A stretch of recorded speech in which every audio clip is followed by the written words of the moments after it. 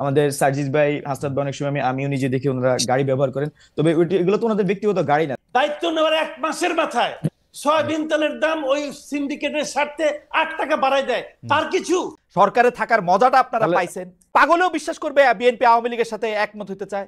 8 তারিখের আগে পর্যন্ত যেভাবে দেখেছেন আর আজকে যেভাবে দেখছেন, আপনি দুটার মধ্যে মিল পেতে পারেন, আমি পাই না। গতকাল বিএনপির দিক থেকে একটা নতুন দিক আমরা দেখলাম, সেটা হলো যে অন্তর্বর্তী সরকার নিরপেক্ষ কিনা এই নিয়ে সংশয় শঙ্কার কথা বিএনপি মহাসচিব বলেছেন।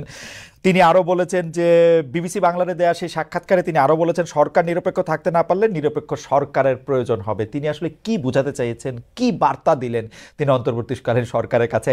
আমার একটা টেক অবশ্য আছে, সেটা আপনার টেকটা শুনে আমি হয়তো এটার মধ্যে এটা একটু বলতে চেষ্টা করবো। কামাল ভাই, আপনি আমাদের যদি একটু আলোকিত করেন যে আসলে মির্জা ফখরুল ইসলাম আলমগীর কি বার্তা দিতে চাইলেন।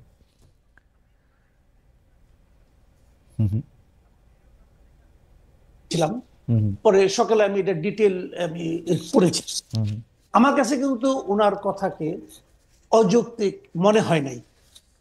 উনি যেটা বলার চেষ্টা করেছেন যে যদি এই সরকার নির্বাচন পর্যন্ত নিরপেক্ষ থাকতে না পারে, তাহলে নিরপেক্ষ সরকারের অধীনে ওনারা নির্বাচন চাইবেন এবং তখন নতুন সরকার গঠনের প্রশ্ন হতে উঠবে। এগুলো আকার ইঙ্গিতে বলা হয়েছে।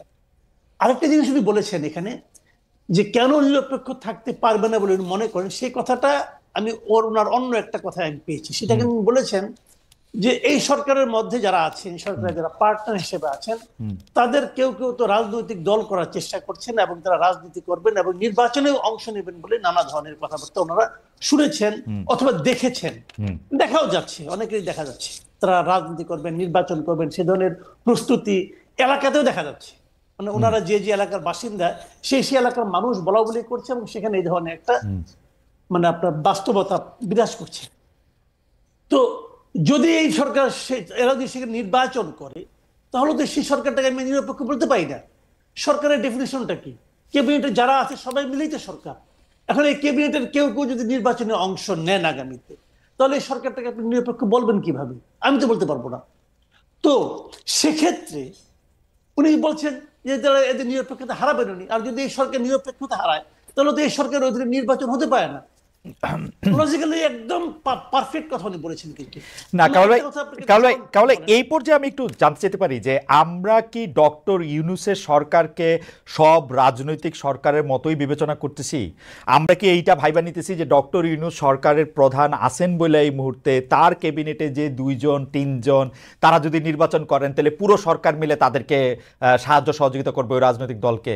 আমরা কি ভারতে উদাহরণ এতদিন পর্যন্ত দেই নাই? আমরা কি একটু আস্থা ডক্টর ইউনূসের উপরে রাখতে পারবো না যে উনি সরকারে থাকলেও সরকারের মধ্যে থেকে ক্যাবিনেটের 2-3 জন গিয়া ইলেকশন করলে উনি পুরা ইলেকশন প্রভাবিত হইতে দিবে, বা এই নির্বাচন কমিশন, এই আস্থা আমাদের ডক্টর ইউনূসের উপর? মির্জা ফখরুল ইসলাম আলমগীর এই আস্থা রাখলেন? মির্জা ফখরুল ইসলাম আলমগীর, জি, মির্জা ফখরুল ইসলাম আলমগীর কথা বাদ দেন, আমি আমার কথা বলি। শুনেন, ডক্টর ইউনূসকে আপনি কিভাবে বিচার করেন?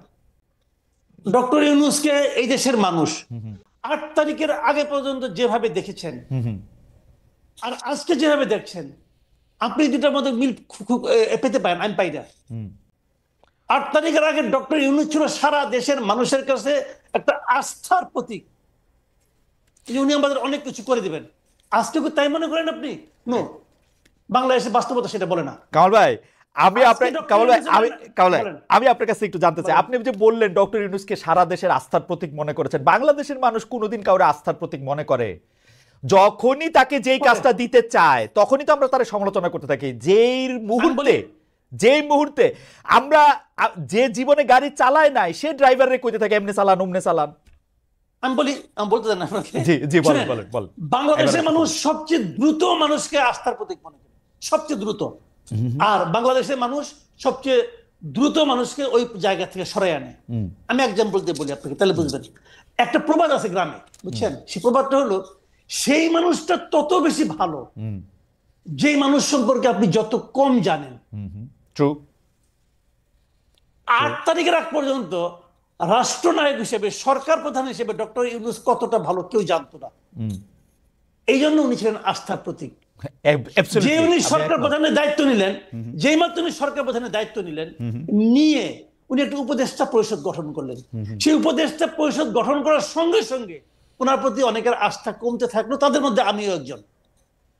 আমি শুরু থেকেই বলেছি এই উপদেষ্টা পরিষদ দিয়ে উনি এত বড় কাজ করতে পারবেন না। আমি বলেছি ভাই, আমি আমার অভিজ্ঞতা থেকে বলেছি, এই উপদেষ্টা পরিষদে অনেককে আমি চিনি, যে জন্য আমি বলেছি পারবেন না। এবং এখন দেখেন উনি পারছেন, উনি খুব ভালো পারছেন। আপনি বাংলাদেশের যে কোনো কি জিজ্ঞাসা করে বলেন ভাই উনি কি খুব ভালো পারছেন, দেখেন আপনি উত্তরটা কি পান। কামাল ভাই পারছেন না। কামাল ভাই হ্যাঁ, আপনার সাথে কথা বলা খুবই ফ্যাসিনেটিং, কিন্তু আপনি যে প্রথম থেকে আমি বলতেছেন, আমি আপনার প্রায় সব শো, আপনি যত জায়গায় আমন্ত্রিত হয়ে যান, আপনার নিজের কথা যে শোটা আছে সেটা আমি প্রায় সবগুলি শো দেখে একাধিকবার দেখে আপনি আসলেই শুরু থেকে এই কথা বলে আসতেছেন যে আসলে এটা পারবে না, এই উপদেষ্টা পরিষদ দিয়ে চলবে না, এজ ইফ বাংলাদেশে কোনো মন্ত্রী পরিষদ দিয়ে জীবনে চলছিল, সব চোর বাটপার, এরা তো মন্ত্রিত্ব চালাইছে এই আগের সরকারে আমরা দেখছি, তাদেরকে আমরা পারছি, এটা আপনি কেমনে বলবো যে এরা পারছিল? আমি কি তাদেরকে বলছি তাদেরকে আমি ভালোবেসে বলেছি? না বলেন না, বলেন না। আমি কি বলেছিলেন? হ্যাঁ, 5ই আগস্টে যে ঘটনাটা ঘটেছে এই দেশে, হ্যাঁ, এটা এই দেশের জন্য একটা অভূতপূর্ব ঘটনা। যে দেশে একটা অভূতপূর্ব ঘটনা ঘটতে পারে সে দেশে একটা অভূতপূর্ব সরকার আসবে, এই প্রত্যাশাকে আমি করবো না? আমি করেছি। আমি বলি আপনাকে, আমি অগাস্টের প্রথম দিন পর্যন্ত আমি কিন্তু প্রত্যাশা আমি করতে পারিনি, সাহস পাই নাই যে শেখ হাসিনা থাকবে না, আমি সাহস পাই নাই। কিন্তু যেদিন ঘটে গেছে সেই দিন আমার কাছে মনে হয়েছে আসলেই ঘটে গেছে। খেয়াল করেন কিন্তু, তাহলে আমার প্রত্যাশার বাইরে একটা ঘটনা ঘটেছে। তখন তো আমি ভাবতেই পারি যে যাদের কারণে, যাদের মাধ্যমে এত বড় একটা ঘটনা ঘটতে পারলো, তাদের অংশগ্রহণে, তাদের সাপোর্টে আমরা একটা অভূতপূর্ব সরকার পাবো, এই প্রত্যাশা আমি করবো না? অবশ্যই আমি প্রত্যাশা করেছি। আমি কিন্তু আগের সরকারের সঙ্গে তো তুলনাই করতে চাই না। অবশ্যই তুলনা করলে আমাদের এখানে অনেক সৎ লোক আছে, এতে কোনো সন্দেহ নাই, সততা নিয়ে তুলনা আমি করতেই পারবো না। কিন্তু আমার কথাটা হলো কি, যে এই সরকারের কাছে আমরা কি চেয়েছি? আমরা চেয়েছি আড়াইটা জিনিস, সিম্পলি আড়াইটা জিনিস। আড়াইটা কি কি? 1 নম্বর চেয়েছি তারা একটা অসাধারণ নির্বাচন দেবে, যে নির্বাচনে প্রত্যেকটা মানুষের ভোটাধিকার গণনা করা হবে। 2 নম্বর চেয়েছি এই নির্বাচনের আগে ওনারা কিছু সংস্কার কর্ম করবে, যে সংস্কার কাজগুলো আরেকজন ফ্যাসিবাদ তৈরি হওয়ার থেকে আমাদেরকে রক্ষা করবে। আর অর্ধেক কাজটা হলো যতদিন এই কাজগুলো ওনারা করবেন ততদিন ওনারা দেশটাকে চালাবেন। আর কিছু চাই নাই কিন্তু রে ভাই। কিন্তু ওই অর্ধেক কাজ যেটা, ওটা শুরুর থেকেই এত ব্যর্থতার মধ্যে চলে আসলো যে বাদ বাকিগুলো সন্দেহের মধ্যে ঢুকে পড়লো। সংস্কার নামে তারা যা করলেন, এটা তো একটা লেজে গোবরের অবস্থা হয়ে গেছে সংস্কারটা। আচ্ছা কামাল ভাই, আমি আপনার কাছে আসতেছি, শুধু একটা বিচার দিয়ে রাখি যে আমরা যে সবকিছু চাপাইতেছি যে হ্যাঁ একটা অভূতপূর্ব সরকার আমরা পাইছি, এদের কাছ থেকে আমাদের অনেক কিছু চাওয়ার ছিল, তা আমাদের এখানে কোনো রোল নাই। আমরা 150টা আন্দোলন কইরা 5 মাসের মধ্যে তাদেরকে ইয়া করে তুললাম। আমরা যে কোনো জায়গায় হয় আপনি সমালোচনা করেন, নাইলে আমি সমালোচনা করি, ওরা যাইব কই? কোন জায়গা থেকে তাদের সমালোচনা? এই কাজ করছো কেন, এইটা করো নাই কেন, এইটা করতে পারছো কেন? বিএনপি এতদিন পর্যন্ত কই আসছে, একটা মির্জা ফখরুল ইসলাম কিন্তু আমারও 1.5 মাস আগে ইন্টারভিউ দিছে, একটা মুখ দিয়ে তো বাইর করতে পারলাম না যে কবে ইলেকশন চান। হঠাৎ করে এখন কি হইলো, জুলাইতে চায় না অগাস্টে চায়, ঠান্ডা নাই বর্ষা নাই, আর হইলো কি এই সরকারই চায় না ইলেকশন করতে, এগুলি কি কথা? আমি বলবো নাকি? আপনি 2 মিনিট একটু বইলা নেন, আপনার একটু শোনা দরকার আছে। আমি যাইতেছি, বাকের আসতেছি আপনার কাছে জনাব মজুমদার, আমি আসবো একটু, জাস্ট একটু কামাল ভাইকে শুনে আসি। জি দেখেন, মির্জা ফখরুল আগে কি বলছেন এখন কি বলছেন এটাকে আমি ডিফেন্ড করবো না, এটা ওনার পলিটিক্স। দেখেন বিএনপি কিন্তু উনি কিন্তু বিএনপির মুখপাত্র এই দেশে, তাই না? মুখপাত্র, কাজে উনি কিন্তু বিএনপির পলিটিক্যাল কথাটাই বলবেন। বিএনপি আসলে কি চায়? তারা ক্ষমতায় যেতে চায়, simple, clear and simple. BNP ক্ষমতায় যেতে চায় এবং তারা অনেকদিন ধরে ক্ষমতার বাইরে আছে। তারা মুখে বলে আমরা ক্ষমতার মাধ্যমে দেশকে একটা অসাধারণ দেশ দিব, কি দিবে আল্লাহ মালুম আর ওনারা মালুম, আমি বলতে পারবো না, সেটা এক জিনিস। কিন্তু ওনাদের তো এটা পলিটিক্স, উনি তো ওই কথাটাই বলবেন। ওনার কথা একটা। সমালোচনা যেটা আমরা করি, সমালোচনাটা আমরা কেন করি বলেন তো? আমি কি ইউনূস সাহেবকে নামাই যাওয়ার জন্য সমালোচনা করছি? নো, আমি চাচ্ছি যে ইউনূস সাহেব যেন ঠিক কাজটা করেন। ওকে, এবং এটা করার জন্য বারবার ওনাকে হ্যামারিং করতেছি, ভাই আপনি ঠিক কাজটা করেন, ঠিক কাজটা করেন। উনি কি ঠিক কাজটা করতে পাচ্ছেন না? উনি কি এই আমি এটাকে বিপ্লব বলেন না গণ অভ্যুত্থান বলেন, জুলাই বিপ্লব বলি, জুলাই গণ অভ্যুত্থান, কিন্তু বাকি এখানে আছে, ওকেও আমি আপিল করতেছি উনিও বলুক যে এই যে উনার যে উপদেষ্টা পরিষদ উনি গঠন করেছেন, উনি তো জুলাই বিপ্লবের ফসল।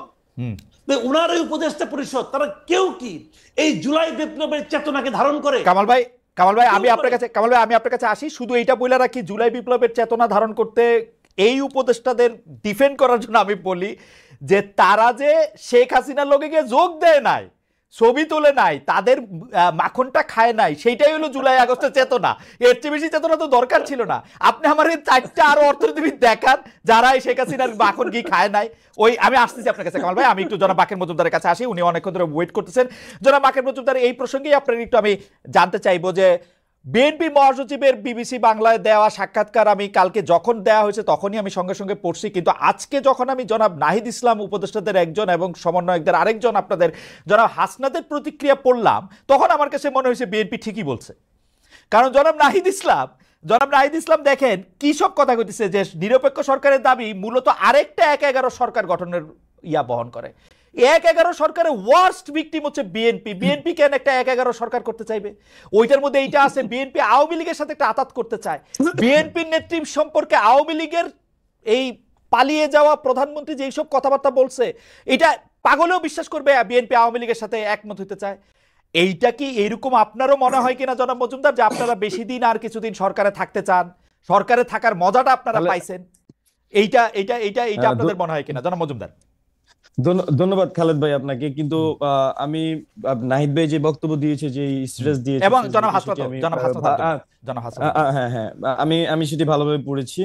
তো নাহিদ ভাই মূলত যে মেসেজটি দেওয়ার চেষ্টা করেছে, আমার কাছে মনে হয় যে আপনি বা এখানে ভুলভাবে অনেকটা ব্যাখ্যা হয়েছে। যেমন নিরপেক্ষ সরকারের কথাটা আসছে, বা এখানে উনি কিন্তু যেই ব্যাকগ্রাউন্ডটা টানছে সেই ব্যাকগ্রাউন্ডটা আমার মনে হয় যে একটু উল্লেখ করা উচিত ছিল। 5ই আগস্টে কি হয়েছে এটা দিয়ে কিন্তু নাহিদ ভাই তার স্ট্রেসটা শুরু করেছিল। তো এখানে মূলত 5ই আগস্ট বা তার পরবর্তী সময়ে এখানে আমাদের সাথে একদম 8ই আগস্ট পর্যন্ত কি কি হয়েছে তার একটা কিন্তু হিন্টস কিন্তু নাহিদ ভাই দিয়েছে সেখানে। তো এখানে 5ই আগস্টে যেমন নাহিদ ভাই গল্পটা বলেছে, আপনার জুলাইয়ের অনেক গল্প আছে যেগুলো আসলে আমরা জাতীয় ঐক্যের স্বার্থে, ভাই কিন্তু জাতীয় ঐক্যের কথা বারবার সেখানে উল্লেখ করেছিল, আপনি হয়তো পড়েছেন। জাতীয় ঐক্যের স্বার্থে আমরা অনেক কথা কিন্তু এখনো বলি নাই, বা এখানে রাজনৈতিক বিভাজনের যে রাজনীতি সেটা কিন্তু আমরা চাই নাই। তো সবকিছু মিলে কিন্তু আমরা জাতীয় ঐক্যের স্বার্থে আমরা অনেক কিছু মুখ চেপেছিলাম, মুখ বুঝেছিলাম।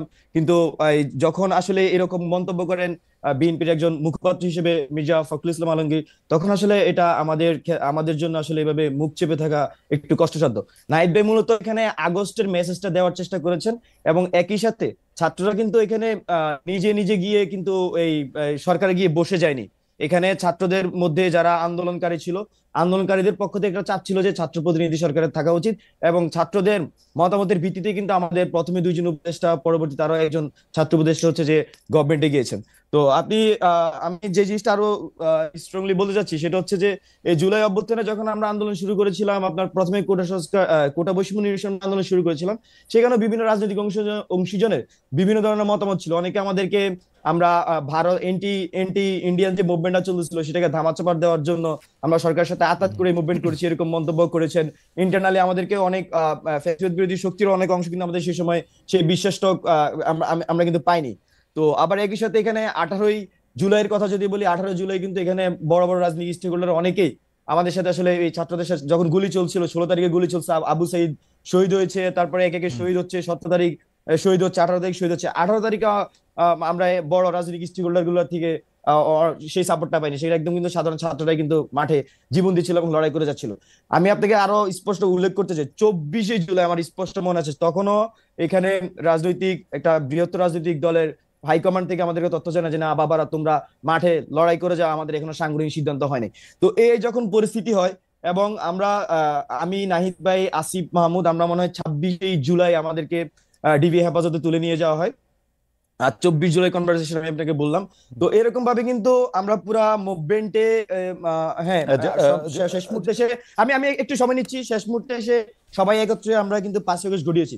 কিন্তু বাস্তবতা হচ্ছে আসলে বাংলাদেশের মানুষ যে ভোগান্তিটা ভুগেছে বিগত 15-16 বছর ধরে, সেখানে কিন্তু বিএনপি বৃহত্তর রাজনৈতিক দল হিসেবে বা বৃহত্তর বিরোধী রাজনৈতিক দল হিসেবে, শক্তি হিসেবে তাদের কিন্তু অনেক ধরনের নানা ধরনের ভূমিকা আমাদের কাছে মনে হয়েছিল যে পালন করার সুযোগ ছিল। কিন্তু আমরা জুলাইয়ে এসে কিন্তু এই বাস্তবতা দেখেছি আসলে কেন আসলে এই আগের আন্দোলনগুলো ফসল পাচ্ছিল না। তো এখানে আসলে নেতৃত্বের বিষয়টা থাকে। যেমন আবার একই সাথে আমি 5ই আগস্টে যে জিনিসটা ঘটেছে, ছাত্রদের সাথে প্রতারণার ঘটনা, আমরা মনে করছি এটা প্রতারণার মধ্যে ঘটেছে। যখন আমাদের উপর গুলি চলছিল তখন পুলিশ গুলি থামায়নি। আমরা শাহবাগে আমার স্পষ্ট মনে হচ্ছে শাহবাগ থেকে আমরা সংসদ ভবনের দিকে মুভ করতেছিলাম, তখন আমাদের কাছে তথ্য এসেছে যে রাজনৈতিক অংশীজনগুলোর বড় বড় দলগুলোর একটা বড় অংশ হচ্ছে ক্যান্টনমেন্টে গিয়ে সেখানে ক্ষমতা ভাগাভাগির দর কষাকষির আলাপ চলছিল। তো সবকিছু মিলে ছাত্রদেরকে তখন মাইনাস করার চেষ্টা করা হচ্ছিল। এখনো কিন্তু ছাত্রদেরকে কিন্তু আমরা মনে করছি যে বিভিন্নভাবে অসহযোগিতার মধ্যে দিয়ে বিভিন্ন জন, আমরা সবার কথা বলবো না, একটা বড় অংশ কিন্তু ছাত্রদের বিরুদ্ধে এই ষড়যন্ত্র করে যাচ্ছে। জি, জনাব মজুমদার নাহিদ ভাই মূলত ব্যাকগ্রাউন্ড টেনে, জি আমি একটু শেষ করি। নাহিদ ভাই মূলত ওনার ব্যাকগ্রাউন্ড টেনে, আন্দোলনের ব্যাকগ্রাউন্ডটা খুব শর্ট আকারে ভাই টেনেছে, টেনে মূলত তার এই রাজনৈতিক যে বাস্তবতা বা বাংলাদেশের যে বাস্তবতা সেটা জনগণের সামনে নাহিদ ভাই কিছুটা উপস্থাপন করার চেষ্টা করেছে। জনাব মজুমদার, আমার 2-3টা প্রশ্ন আছে, আপনি যদি এক এক করে আপনার বক্তব্য থেকে আপনি বলেন। যে আপনি জুলাই আগস্ট আন্দোলনের কথা বলছিলেন যে বড় বড় রাজনৈতিক দলগুলো আপনাদেরকে মাঠে থাকার কথা বলে তারা বাইরে ছিল, সেই ক্ষেত্রে আমরা কি ধরে নিব যে রাজনৈতিক দলগুলোর সমর্থন আপনারা পান নাই? মানে আপনি একটা একটা করে বলেন। দুই হচ্ছে রাজনৈতিক দলগুলো এটার ব্যাখ্যা দিতে গিয়ে এটা বলেছিল যে যেহেতু এটা সর্বজনের আন্দোলন, এটাকে পলিটিক্যাল আন্দোলন যাতে শুরু থেকে মনে না হয় সেজন্য তারা পিছনে থেকেছেন। এই কথা কি অসত্য কিনা? 3, বারবার বলা হচ্ছে যে শিবির আপনাদেরকে অনেক বেশি সাহায্য করেছে, জামাতে ইসলামী অনেক বেশি আপনাদের সঙ্গে ছিল, সেইটা আপনারা কত বেশি এইটাকে মনে করেন যে এটা ঠিক? এবং আপনারা যে ক্যান্টনমেন্টে গিয়ে ভাগাভাগির কথা আপনি বলেছেন এবং নাহিদ ইসলাম এটা বললেন, এই বিষয়টা কি আপনারা প্রমাণ করতে পারবেন? এই বিষয়টা কিন্তু অনেক বড় এলিগেশন, কারণ 5 আগস্ট শেখ হাসিনা যাওয়ার আগেই আপনারা এই এলিগেশন তুলতেছেন যে 3 আগস্ট তারা গিয়ে সেখানে ভাগাভাগি করছিলাম, আপনারা বিএনপিকে মিন করতেছেন। সর্বশেষ আমি যেটা বলতে চাই যে আপনারা এই কথা বলতেছেন যে ছাত্রদেরকে মাইনাস করার কথা, কিন্তু বিএনপি তো জাতীয় সরকারে গেলে আপনাদের আসলে জাতীয় সরকারে যাওয়া হইতো না, বা ওইটা নাহিদ ইসলাম সাহেবও বলেছেন। এবং আপনারা আন্দোলনের অন্যান্য যারা স্টেক হোল্ডার তারা তো আপনাদের উপর সকল কিছু ছেড়ে দিয়ে চলে আসলেন হচ্ছে বাইরে। আপনারা কিভাবে এখন বলেন যে অন্যরা, মানে একটু যদি আপনি বলেন, আমি আপনার কাছ থেকে একটু শুনতে চাইবো জনাব মজুমদার। আচ্ছা, আপনি প্রথমেই প্রশ্ন করেছেন যে রাজনৈতিক দলগুলা কি আন্দোলনে ছিল কি অংশীজন? অবশ্যই আন্দোলনের রাজনৈতিক দলগুলোর যারা সমর্থক ছিলেন, আমরা মনে করি যে একদম মাঠ পর্যায়ে থেকে শুরু করে রাজনৈতিক দলগুলোর সমর্থক আন্দোলনে ব্যাকবোনের মতো ছিলেন। আমরা দেখেছি আমাদেরকে বিভিন্ন পর্যায়ে সহযোগিতা করেছেন। কিন্তু আমি আপনাকে যে কথাটাই বলেছি সেটা হচ্ছে সাংগঠনিক সিদ্ধান্ত আকারে। কিন্তু আমরা যখন আন্দোলন চালাচ্ছিলাম তখন আমরা কিন্তু সাংগঠনিক লিডারশিপের সাথে বিভিন্ন সময় যোগাযোগ করতাম। তো দেখা যাচ্ছে যে আমি বলবো না যে অবশ্যই আন্দোলনে রাজনৈতিক দলগুলোর অনেক বৃহত্তর ভূমিকা ছিল, এটা অবশ্যই স্বীকার তো করবোই। কিন্তু আমি বলছি যে কিছু কিছু মোমেন্টাম ছিল, ওই মোমেন্টাম গুলা যখন আন্দোলনের দিক ঠিক করছিল তখনকার আমি কিছু পয়েন্ট আপনাকে আমি বলেছি। এটা কিন্তু আমি পুরা আন্দোলনের কথা বলিনি আপনাকে, আমি কিন্তু বলেছি যে খুবই নির্দিষ্টভাবে 24 জুলাইয়ের কথা বলেছি। আমি আপনাকে 18 জুলাইয়ের কথা বলেছি। 24 জুলাই থেকে আপনাদের লক্ষ্যে সরকার পতন ছিল?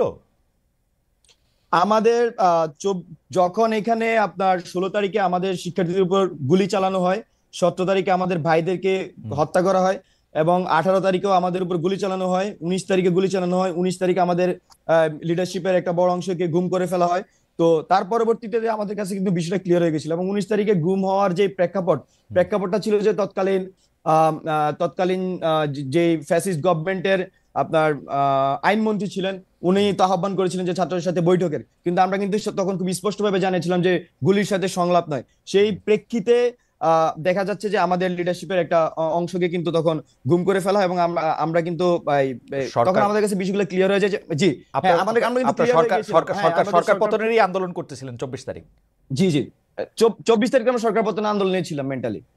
জনগণ আমরা মনে করছি যে এবং এই সময় রাজনৈতিক দলগুলি আপনাদেরকে আসলে এইটা বলার বা বোঝানোর পরও তারা আপনাদেরকে সহযোগিতা করে নাই, এইটা আপনারা মিন করতেছেন?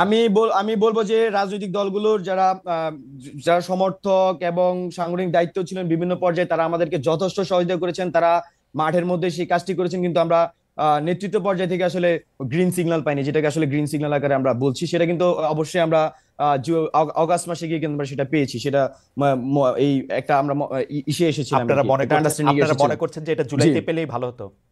জুলাই, হ্যাঁ, এটা কিন্তু 18 জুলাই যদি আমরা পেতাম হয়তো আমাদের এই মানে আমার এটা অগাস্টের যাওয়া হতো না আর কি। আমরা যেটা মনে করছি অগাস্টের 5 তারিখ লাগতো না, সেটা আরো আগে হওয়ার সম্ভাবনা বা সুযোগ ছিল। এই সময় রাজনৈতিক দলগুলো একটা হালুয়া রুটির ভাগে ছিল সরকারের সাথে। না, আমি সেটা স্পষ্ট না, তবে আমাদের কাছে যে তথ্য ছিল আমি সেটা আপনাকে উপস্থাপন করার চেষ্টা করেছি খুবই শর্টলি। বাট আমাদের কাছে মনে হচ্ছিল যদি আমরা 18 জুলাই বা 17 জুলাই সেই গ্রিন সিগন্যাল সকল পর্ষদ থেকে পেতাম, তাহলে আসলে আমাদের এই ডিসিশন নিতে অনেক বেশি সুবিধা হতো। তারপর আমরা যেটা সবসময় আন্দোলনের চেষ্টা করছি সেটা হচ্ছে জনগণের ভাষাকে বোঝার চেষ্টা করছি, মাঠের অবস্থা আমরা বোঝার চেষ্টা করছি, সেই হিসেবে মানুষের ভাষায় কিন্তু আমরা ট্রান্সলেট করে আমাদের কর্মসূচির মাধ্যমে রূপান্তর করার চেষ্টা করছি। আপনারা কিন্তু একটা জিনিস খুব স্পষ্টভাবে দেখেছেন আশা করি, যে এই 3 আগস্ট যখন আমাদের তেসরা আগস্ট যখন আমাদের এক দফা ঘোষণা হয় তখন কিন্তু প্রথমে আমাদের যে শহীদ মিনারে আমি সঞ্চালনা করছিলাম, নাহিদ ভাই এক দফার ঘোষণা দেয় তখন শহীদ মিনারে নাহিদ ভাই যখন বক্তব্য দিচ্ছিলেন মানুষজন ওনার ওই বক্তব্যের মাঝামাঝি সময়ে যে এক আঙ্গুল তুলে ফেলছিল পুরো শহীদ মিনারে, মানে প্রেসারটা কিন্তু মাঠ থেকেই ছিল। তো আমাদের আবার এট দ্য সেম টাইম আমরা সেই সময় রাজনৈতিক দলগুলো ক্যান্টনমেন্টে গিয়ে আসন ভাগাভাগি করছিল। না এটা 3রা আগস্ট আমি আপনাকে বসেছি না আমি আসন ভাগাভাগির কথা বলিনি ভাই। আমি যেটা বলেছি যে নাহিদ ভাই তার স্ট্যাটাস উল্লেখ করেছে আপনার 5ই আগস্টে যখন আমরা রাস্তায়, তখন হচ্ছে যে রাজনৈতিক দলগুলোর একটা অংশ হচ্ছে যে আপনার ক্যান্টনমেন্টে চলে গিয়েছিল এবং ছাত্রদেরকে সেখানে কিন্তু রাজনৈতিক দলের অংশটা কোথায়? আমি নাহিদ ইসলামের স্ট্যাটাস থেকে বরং পড়ি। ছাত্র জনতা যখন রাজপথে লড়াই করছে, পুলিশের গুলি অব্যাহত রয়েছে, তখন আমাদের আপসকামী অনেক জাতীয় নেতৃবৃন্দ ক্যান্টনমেন্টে জনগণকে বাদ দিয়ে নতুন সরকার পরিকল্পনায় ব্যস্ত ছিলেন। এটা কারা, মানে কোন রাজনৈতিক গ্রুপ? এখানে আপনার ক্যান্টনমেন্টের এখানে তো আমার তো বাইরে মনে আসছে না, তবে বিএনপি প্রতিনিধি ছিল, তারপর হচ্ছে যে আরো বেশ কয়েকটি দলের প্রতিনিধি ছিল, যেখানে ছাত্রদেরকে 3জন বা 4জন সমন্বয়কের নাম তখন আমরা স্কুল দেখছিলাম, কিন্তু তারা আসলে ছাত্র সমন্বয়ক ছিলেন না, বা আমাদের যারা নেতৃস্থানীয় ছিল তাদের সাথে আসলে তখন ওই যোগাযোগটা হয়নি। তো এই বিষয়টি আসলে আমাদেরকে তো এই সময় মর্মাহত করেছি। জামাত শিবিরের অবস্থান কিরকম ছিল সে সময়? এখানে আন্দোলনের সময় আমাদের রাজনৈতিক ছাত্র সংগঠনগুলো হচ্ছে রাজনৈতিক যে ছাত্র সংগঠনগুলো, বিশেষ করে ছাত্রদল, ছাত্র শিবির বা বামপন্থী ছাত্র সংগঠনগুলো, তারা আমরা মনে করছি যে ভ্যানগার্ডের মতো এই আন্দোলনে ভূমিকা পালন করেছে, এবং আপনারা যারা আমাদেরকে সামনে দেখেছেন তারা আমরা নিউক্লিয়াসের মতো আন্দোলনে কাজ করার চেষ্টা করেছি। তো এখানে 24 তারিখের গ্রিন সিগন্যালের কথাটা যেটা বলতেছেন, 24 জুলাই গ্রিন সিগন্যালের যেটা কথা বলতেছেন, যেটা বিএনপি থেকে আসে নাই, সেটা কি জামাত থেকে আসছিল? গ্রিন সিগন্যাল কি জামাত? না, এখানে আন্দোলনের মধ্যে হচ্ছে বিভিন্ন বলা চলে যে বিভিন্ন পর্যায় ছিল। হ্যাঁ, এক এক পর্যায়ে আমরা আসলে এক এক ধরনের সহযোগিতা পেয়েছি। তো এখানে আমি যেটা উল্লেখ করেছি সেটা 24 জুলাই, সেটা একটা কনভারসেশন আমি আপনাকে করার চেষ্টা করেছি, বলার চেষ্টা করেছি, তবে এটা খুবই এরকম উল্লেখযোগ্য না যে আমি একই সময়ে আরেকটা রাজনৈতিক স্টেকের সাথে আমাদের যোগাযোগ হচ্ছিল কিনা। জি, ধন্যবাদ। না, আমি এটা ঠিক আসলে বুঝতে পারতেছি না, আপনার কাছে আমি আবার আসবো। আরেকটা জিনিস একটু যদি আপনি বলেন, এই কথা আপনিও আপনার বলার মধ্যে বলেছেন এবং নাহিদ ইসলাম সাহেবের স্ট্যাটাসে আমি দেখতে পাচ্ছি 3 আগস্ট থেকে আমরা বলে আসছি আমরা কোনো প্রকারের সেনা শাসন বা জরুরি অবস্থা মেনে নিব না। এই প্রস্তাব আপনাদেরকে কে দিতেছিল, সেনা শাসন বা জরুরি অবস্থা? আমরা যখন হ্যাঁ সেটাই বলছিলাম, আমরা যখন ডিবি হেফাজত থেকে ছাড়া পাই, আমরা যেটা চেষ্টা করি যে আসলে মানুষজন এই মাঝখানে তো আমরা আসলে নেটওয়ার্ক থেকে বিচ্ছিন্ন ছিলাম। তো নেটওয়ার্ক থেকে বিচ্ছিন্ন থাকার ফলে আমরা যেটা করেছি, আমাদের যারা আরো আন্দোলনকারী ছিলেন তাদের সাথে আমরা যোগাযোগ করার চেষ্টা করেছি, এবং ওই সময় রাজনৈতিক যে পরিক্রমা যেটা চলছিল সেটা আমরা বোঝার চেষ্টা করছিলাম। তো এখানে আমাদের একটা সংশয় ছিল মনে, যদি এখানে আমরা তো আসলে তখন যে আর্মির অবস্থান সেটা আমাদের 3রা আগস্ট ক্লিয়ার ছিল, তো এটা আমাদের কাছে একটা সংশয় ছিল আসলে এখানে 111 হওয়ার পসিবিলিটি। জনাব মজুমদার, আপনি যদি আমাকে একটু সাহায্য করেন, কারণ আপনারা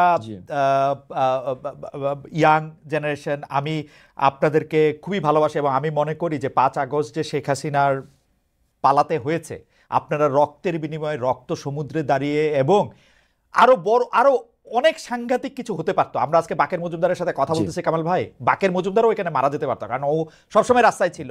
এই শ্রদ্ধা, এই ভালোবাসা আমার সবসময় থাকবে, শুধু আপনি না, আপনাদের সাথে আরো যারা ছিলেন, নাহিদ বলেন, মাহফুজ বলেন, আসিফ বলেন, সার্জিস বলেন, হাসনাত বলেন, সবাই।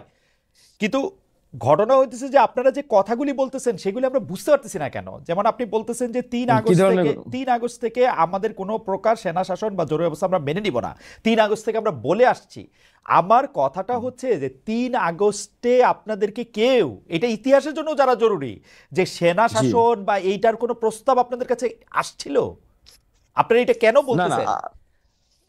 এখানে আমরা আশঙ্কা করছিলাম, যেহেতু আমরা আন্দোলনে ফেস আকারে ছিলাম, আমাদের সাথে বিভিন্ন অংশীজন কিন্তু যোগাযোগ করছিলেন, বিশেষ করে আমরা যখন এক দফা ঘোষণার প্রস্তুতি নিচ্ছিলাম তখন আসলে what will be next, what will be next কোশ্চেনটা কিন্তু আমাদের সামনে ছিল।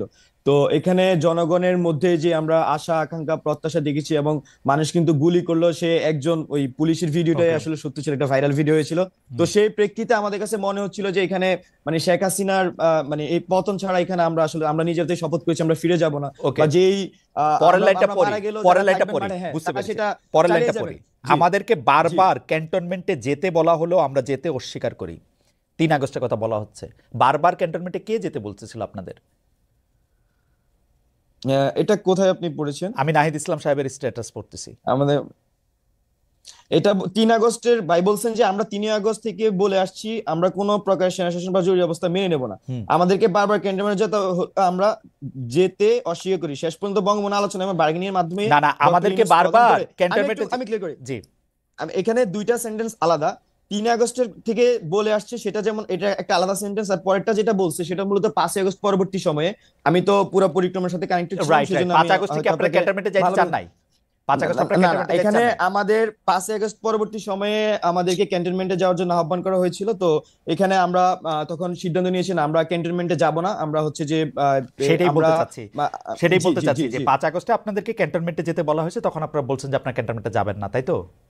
জি জি জি জি। তারপরে আপনারা পরে 5 আবার আগস্ট গেলেন। পরবর্তী সময়ে আমি আপনাকে এক্স্যাক্টলি, না আমরা ক্যান্টনমেন্টে যাইনি, ক্যান্টনমেন্টে আমরা যাইনি, ক্যান্টনমেন্টে আপনারা যান নাই। বঙ্গভবনে যাওয়া হয়েছিল। ভাই ভাই পরের লাইনে খুবই স্পষ্ট করেছেন, শেষ পর্যন্ত বঙ্গভবনে আলোচনা ও বার্গেনিং এর ওকে, মাধ্যমে ক্যান্টনমেন্টে ডক্টর যাইতে ইউনূসকে বলা প্রধান হয়েছিল কি অন্তর্বর্তী 5 সরকার- আগস্ট শেখ হাসিনা পালায় যাওয়ার পরে?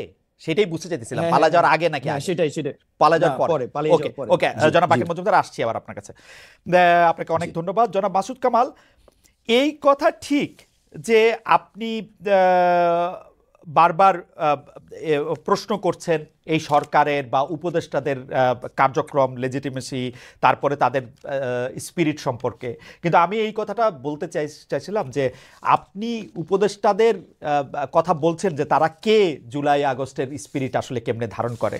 তা আমার কাছে সাধারণ একটা লিটমাসের কথা আমি বলছিলাম, যেহেতু তারা শেখ হাসিনার সাথে, শেখ হাসিনার সুবিধার জায়গা থেকে শেখ হাসিনার সাথে তারা হাত মেলান নাই, শেখ হাসিনার ইয়াতে খপ্পরে গিয়া পড়েন নাই, বা ভালোবাসায় গিয়া পড়েন নাই, বা সেই জন্যই তো তাদেরকে বলা যেতে পারে যে তারা এই স্পিরিটের মধ্যে ছিলেন। আপনি একটু কন্টিনিউ করেন, আমি পরের প্রশ্নটা একটু করতেছি আপনাকে।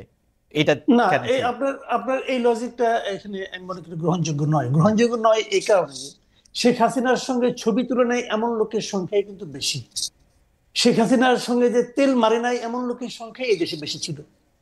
তো আমি বলেছি যারা তেল মারে নাই, যারা তার সঙ্গে ছবি তুলে নাই, তাদের মধ্যে যোগ্যতম, এক একটা কাজের জন্য এক একজন লোক যোগ্য হয়, সেই যোগ্য লোকটাকে যোগ্য জায়গায় বসানো হয় নাই। সে কারণেই আমি এই সরকারের সাফল্য নিয়ে সন্দেহ পোষণ করেছিলাম। আমি আপনাকে একটা সিম্পল উদাহরণ দিয়ে বলি। এই বাকের মজুমদার, আপনি বললেন যে ও রাজপথে ছিল, ঠিক আছে ছিল, ও রাজপথে থাকাকালীন যাই যে ওকে বলতেন যে বাকের তুমি ভাই আন্দোলনটা খুব মন দিয়ে করো, কারণ যদি তুমি এই আন্দোলন করে শেখ হাসিনার পতন ঘটাইতে পারো তাহলে আমরা নূরজাহান বেগমকে দায়িত্ব দেবো দেশের স্বাস্থ্য ব্যবস্থাকে ঠিক করার জন্য। ও কি বলতো আপনাকে? ভাবেন তো একটা কথা, ও কি বলতো? ভাই নূরজাহান বেগম জিনিসটাকে, উনি কে? উনি স্বাস্থ্য ব্যবস্থার কি বুঝেন? উনি কিভাবে একটা এরকম গণ অভ্যুত্থানের পর একটা নতুন সরকারের স্বাস্থ্য ব্যবস্থাকে ঠিক করবেন? সেই কাজটাই কিন্তু করা হয়েছে। নূরজাহান বেগম কি গৃহবধূ একজন মানুষকে ঘরের থেকে ডেকে এনে ওনাকে দেওয়া হয়েছে স্বাস্থ্য ব্যবস্থা ঠিক করে। কিন্তু কামাল ভাই, এইটা তো লিডারের চয়েস। আমরা কিন্তু দেখেছি যে কোচ অনেক সময় সবচেয়ে ভালো খেলে আসা লোকটাকেও খেলায় না। আপনি তো আমার পয়েন্টে বলে দিচ্ছেন ভাই, আমি তো ওই কথাটাই বলছি, এটা লিডারের চয়েস। জি, and that was the tragedy. আমাদের লিডারের একটা ব্যাড চয়েস, আমাদের লিডার এমন একটা চয়েস, ওই চয়েসটা দেখার পরেই তো আমি মন্তব্য করেছি যে এরা পারবে না, চয়েসটা ভালো হয়নি। উনি চয়েস করার সময় উনি সিরিয়াস ছিলেন না। আমি এই কথাটাই বলছি, বারবার বলি যে আমরা যে গভর্নমেন্টটা পেয়েছি, একটা নর্মাল গভর্নমেন্ট এবং একটা গণঅভ্যুত্থানের গভর্নমেন্ট আকাশ পাতাল পার্থক্য হবে, তার প্রত্যেকটা চিন্তা, তার প্রত্যেকটা আচরণের মাধ্যমে। অথচ আমরা একটা তারা হবে শার্প, তারা হবে তাৎক্ষণিক। আমরা একটা গভর্নমেন্ট পেয়েছি যেন লেথার্জিক গভর্নমেন্ট। আমি এই কথাটাই বলেছি, এবং তারা নন সিরিয়াস গভর্নমেন্ট। আপনি দেখেন, আমি একটা সিম্পল একটা উদাহরণ দিয়ে বলি আপনাকে। আপনি তো অনেক লোকের অনেক ইন্টারভিউ নিয়েছেন, দেখেছেন আপনি নুরুল কবির সাহেব যে ইন্টারভিউটা নিলেন আমাদের হ্যাঁ, ডক্টর ইউনূস সাহেবের, জি, বলা হয়ে থাকে এ যাবৎকালে এটা হলো বেস্ট ইন্টারভিউ। আমিও তাই বলি, কিন্তু ভাবেন তো যখন নাকি উপদেষ্টাদের যোগ্যতা নিয়ে, উনার যোগ্যতা নিয়ে নুরুল কবির প্রশ্ন করলেন, উনি কি বললেন? উনি বললেন যে আমি তো এই জগতের লোক না, আমাকে জোর করেছে নিয়ে এসেছি, আমি কিছু জানি না, আমি বোঝার চেষ্টা করতেছি, দেখতেছি কি হয়, দেখি কতটুকু করা যায়। তারপর যখন বললেন যে আপনার উপদেষ্টা তো অনেক কিছু পারছেন না, ওনাদেরকে আমি কি বলবো, আমি নিজেও তো পারি না, তো ওনাদেরকে আমি কিভাবে বলবো? আপনার এই কথাগুলো শুনতে মনে হয় যে না, কি বিনয়ী লোক, কি সুন্দর লোক, নিজের কথা স্বীকার করলেন। আপনি আমাকে বলেন ভাই, এটা কি ট্রায়াল এন্ড এরর ভিত্তিতে কাজ করার জায়গা? না কামাল ভাই, আমি একটু ডক্টর কামাল ভাই, আমি একটু আপনার কাছ থেকে শেখার জন্যই একটু আপনার এই জায়গাটা থেকে বলি যে ডক্টর ইউনূস এটি অকপটে স্বীকার করেছেন যে তার তাড়াহুড়া ছিল, তিনি সব লোককে চেনেন না, তাকে এই লোককে নিতে হয়েছিল। কিন্তু আপনি তো আরেকটা জিনিস খেয়াল করবেন কামাল ভাই, উনাকে কিরকম জায়গায়, কিরকম একটা বাইনারির মধ্যে হাঁটতে হয়েছে। তিনি আওয়ামী লীগের লোক নিতে পারবেন না, তিনি বিএনপির লোক নিতে পারবেন না, তিনি এক্সট্রিম বাম লোক নিতে পারবেন না, তিনি এক্সট্রিম ডান লোক নিতে পারবেন না, তাকে মাঝামাঝি কিছু লোককে পছন্দ করতে হয়েছে। এর মধ্যে কিছু লোক ভালো থাকতে পারে, কিছু লোক খারাপ থাকতে পারে, কিন্তু তার ইন্টেনশন নিয়ে আমরা কেন প্রশ্ন তুলবো? আপনি দেখেন এতগুলি কনস্ট্যান্ট যদি কামাল ভাই আপনাকেও দেই, এতগুলি কনস্ট্যান্ট আপনাকে দিলে আপনার জন্য কঠিন হবে একটু। আমি বলি আপনাকে, শুনুন, আপনি চমৎকার প্রশ্ন করেছেন। ইন্টেনশন অবশ্যই ইম্পর্টেন্ট। আপনি একটা ভালো ইন্টেনশন নিয়ে একটা খড়ের গাদায় একটা মেসের কাঠি জ্বালাই দেন, জ্বলবে না আগুনটা ভাই? জ্বলবে। ইন্টেনশনে কিন্তু আগুন নিভাবে না, রাইট? ইন্টেনশনে কিন্তু তাপ কমাবে না, রাইট? সেই তাপটা তো আমার গায়ে লাগতেছে। আপনি শুনেন, সারল্য, ভদ্রতা, নম্রতা, এটা কিন্তু যোগ্যতার বহিঃপ্রকাশ নয়। আপনি একটা যুদ্ধে নেমেছেন, ইটস এন ওয়ার, আপনি সেই যুদ্ধে আপনি পারছেন না রে ভাই। আপনি বলছেন যে আমি দেখি ট্রায়াল এন্ড এরর বেসিসে। শুনেন, আপনার সামনে দিকে তার ছিল, খোলা তার, একজন আপনাকে বললো ভাই তারটার মধ্যে কি ইলেকট্রিসিটি আছে? আপনি বলেন যে ঠিক আছে, হাত দিয়ে দেখি তো ইলেকট্রিসিটি আছে কিনা। আপনি কি হাত দিয়ে দেখবেন? আপনি যদি হাত দিয়ে দেখেন, যদি থাকে তাহলে এটা ধরবো না, তো ধরলে তো আপনি মরে যাবেন না ভাই। কিন্তু আপনি তো পুরো জাতিকে সঙ্গে নিয়ে হাত দিচ্ছেন।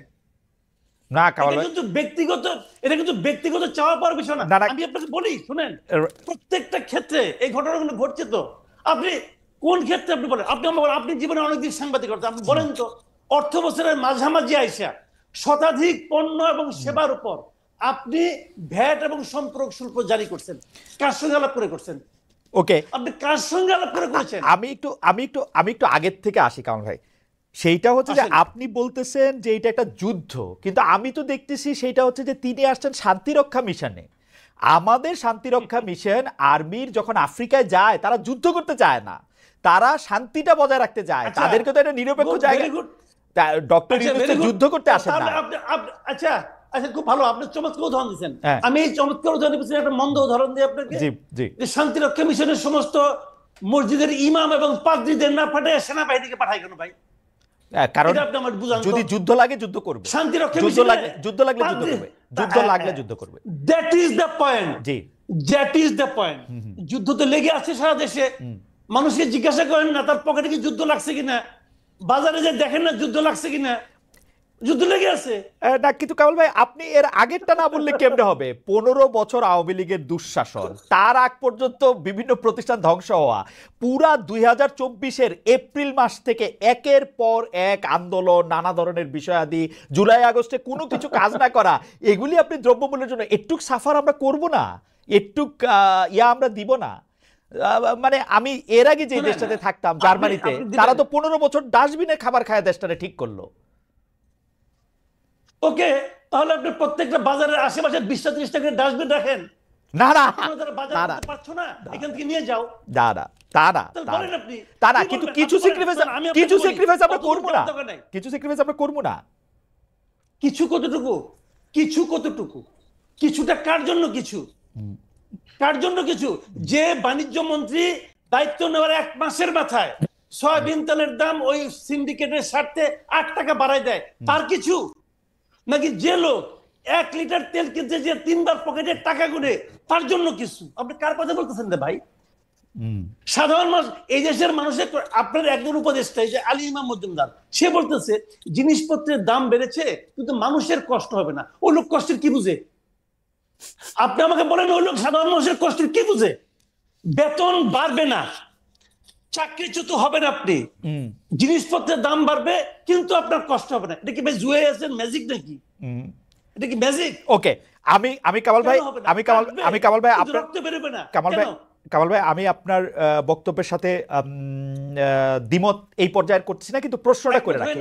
হ্যাঁ, না প্রশ্নটা আমি করে রাখি। কারণ ভাই আপনার চোখে আমি বরং বাকের ফ্যান, আমি বরং আরেকটা প্রশ্ন করি। জি জি, আমি বাকের একটা কথায় আমার একটু মনে হলো এই প্রশ্নটা আমার করা দরকার। জি জি প্লিজ। খালি নাহিদের এই যে নাহিদ ইসলাম যে আপনার যে স্ট্যাটাসটা দিয়েছেন, এই স্ট্যাটাসটা আপনি তো ওনাকে পড়ে শুনাইলেন। আমি যদি এই প্রশ্নটা করি, আপনি আমার হয়ে বাকেরকেও প্রশ্নটা করতে পারেন, বাকি নিজেও জবাব দিতে পারে। আমি যদি বলি যে নাহিদ ইসলাম যে অভিযোগটা করেছে যে এটার মাধ্যমে বিএনপি 111 কে ইনভাইট করতেছে, আমি যদি বলি এই স্ট্যাটাসের মাধ্যমে নাহিদ ইসলাম হিমসেলফ 111 কে ইনভাইট করতেছে, ওকে, আমি যদি এই কথাটা বলি, ওকে ওকে, এই কথা, কারণ এই স্ট্যাটাসের মাধ্যমে সে তো আর্মিকে একটা পার্টি বানিয়ে ফেলেছে। একজন উপদেষ্টার পদে থেকে উনি এটা করতে পারেন? এটা কোনো সেন্সিবল কাজটি করেছেন না। ওকে, আমরা আমরা আমরা কামাল ভাইয়ের প্রশ্নটার জন্য জনাব বাকের মজুমদারকে, এটা যদি বাকের মজুমদার কিছু বলেন, আমরা এটা একটু আহ্বান জানাই। জনাব মজুমদার আমাকে 10টা সেকেন্ড একটু টাইম দেবেন। আমরা একটু দর্শকের কাছে জানতে পেরেছিলাম, মানে প্রশ্ন করেছিলাম যে সময় দিতে পারবেন না বলে জুলাই শহীদ স্মৃতি ফাউন্ডেশনের দায়িত্ব ছাড়লেন সমন্বয়ক সার্জিস আলম। এই সিদ্ধান্ত সঠিক বলে মনে করেন কিনা? শতকরা 74% দর্শক এই সিদ্ধান্তকে সঠিক বলে মনে করেন, সঠিক না মনে করেন শতকরা 26% দর্শক। 54,000 দর্শকের মধ্যে ভোট দিয়েছেন। জনাব বাকের মজুমদার, আপনার কাছে একটু যাচ্ছি। জনাব মাসুদ কামাল ভাই একটি প্রশ্ন আপনার কাছে করেছেন যে এই ইনভাইটটা 111 এর মতো একটা সরকারের ইনভাইটকে আসলে জনাব নাহিদ ইসলামী দিচ্ছেন কিনা? জনাব মজুমদার, এখানে এখানে জনাব মাসুদ কামাল ভাই যে খুব সহজে নাহিদ ভাইকে একটা প্রশ্ন করে দিলেন, একটা এখানে কোশ্চেন রেখে গেলেন যে 111 এর সরকারের ইঙ্গিত কি নাহিদ ভাই নিজে দিচ্ছে কিনা বা নিজে ইনভাইট করছে কিনা। তো এখানে আমি পাল্টা জানতে চাই, বা আমার যে পয়েন্টটা সেটা হচ্ছে যে এখানে নাহিদ ভাই কিন্তু খুব স্পষ্টভাবে তার ব্যাকগ্রাউন্ড উল্লেখ করেছে, আসলে কোন অর্থে আসলে বিএনপি 111 কে ইনভাইট করছিলেন, কিন্তু নাহিদ ভাই খুব তার ব্যাখ্যা করে দিয়েছেন কোন অর্থে কি হচ্ছে। সে উনি কিন্তু ব্যাকগ্রাউন্ড এনেছে, পরবর্তী ঘটনাক্রম বলেছে। তো আমি মাসুদ কামাল ভাইয়ের কাছে প্রশ্ন করেছি, উনি আসলে কোন প্রেক্ষাপট বা কোন ব্যাকগ্রাউন্ড দেখে আসলে নাহিদ ভাইকে এমন প্রশ্ন করতে চাচ্ছেন। ওকে ওকে ওকে, কামাল ভাই নিশ্চয়ই বলবেন। আমি একটু বোঝার জন্য, জনাব মজুমদার, আসলে আপনাদেরকে প্রশ্ন করা, আপনারা এত বেশি জনপ্রিয়, আপনাদেরকে প্রশ্ন করা এখন একটা, কারণ আমার ফ্লাডেড হয়ে যাচ্ছে যে আমি আপনাকে আসলে ঠিকমতো প্রশ্ন করছি কি করছি না সেটা নিয়ে। আমি শুধু বোঝার জন্য বলতেছি। আমি আবার পড়ি জনাব নাহিদ ইসলামকে। জনাব নাহিদ ইসলাম বলেছেন যে আমরা চেয়েছিলাম ফেসিবাদ বিরোধী রাজনৈতিক দলগুলো ও নাগরিক সমাজের সমন্বয়ে একটা জাতীয় সরকার। তারপরে তিনি বলছেন জাতীয় সরকার হলে ছাত্রদের হয়তো সরকারে আসার প্রয়োজন হতো না। মানে রাজনৈতিক দলগুলো নাগরিক সমাজের সমন্বয়ে একটা জাতীয় সরকার, সেটা আপনারা কাকে মিন করেছেন? মানে কারা সরকারে আসে নাই? মানে এটা জাতীয় সরকারটা কে? মানে পরের লাইনে আছে জাতীয় সরকার অনেক দিন স্থায়ী হবে, এই বিবেচনায় বিএনপি জাতীয় সরকার আসতে রাজি হয় নাই। তো বিএনপি রাজি হয় নাই, তার জন্যই কি আর কোনো রাজনৈতিক দলকে ইনভাইট করা হয় নাই, নাকি বিএনপি রাজি হয় নাই বলেই অন্য কোনো সরকার রাজনৈতিক দলগুলো আসে নাই? এখানে না, শুরুতে হচ্ছে 5ই আগস্টে আমরা যখন বিএনপির শীর্ষস্থানীয় নেতৃবৃন্দের সাথে কথা বলি, তখন আমরা আসলে জাতীয় সরকারের আহ্বান করি। তো সেক্ষেত্রে ভাই যেটা বলেছেন সেটাই, জাতীয় সরকার বিএনপি জাতীয় সরকার অনেকদিন স্থায়ী হবে সেই বিবেচনায় বিএনপি আসলে জাতীয় সরকারের সেই সময় আসতে চায়নি।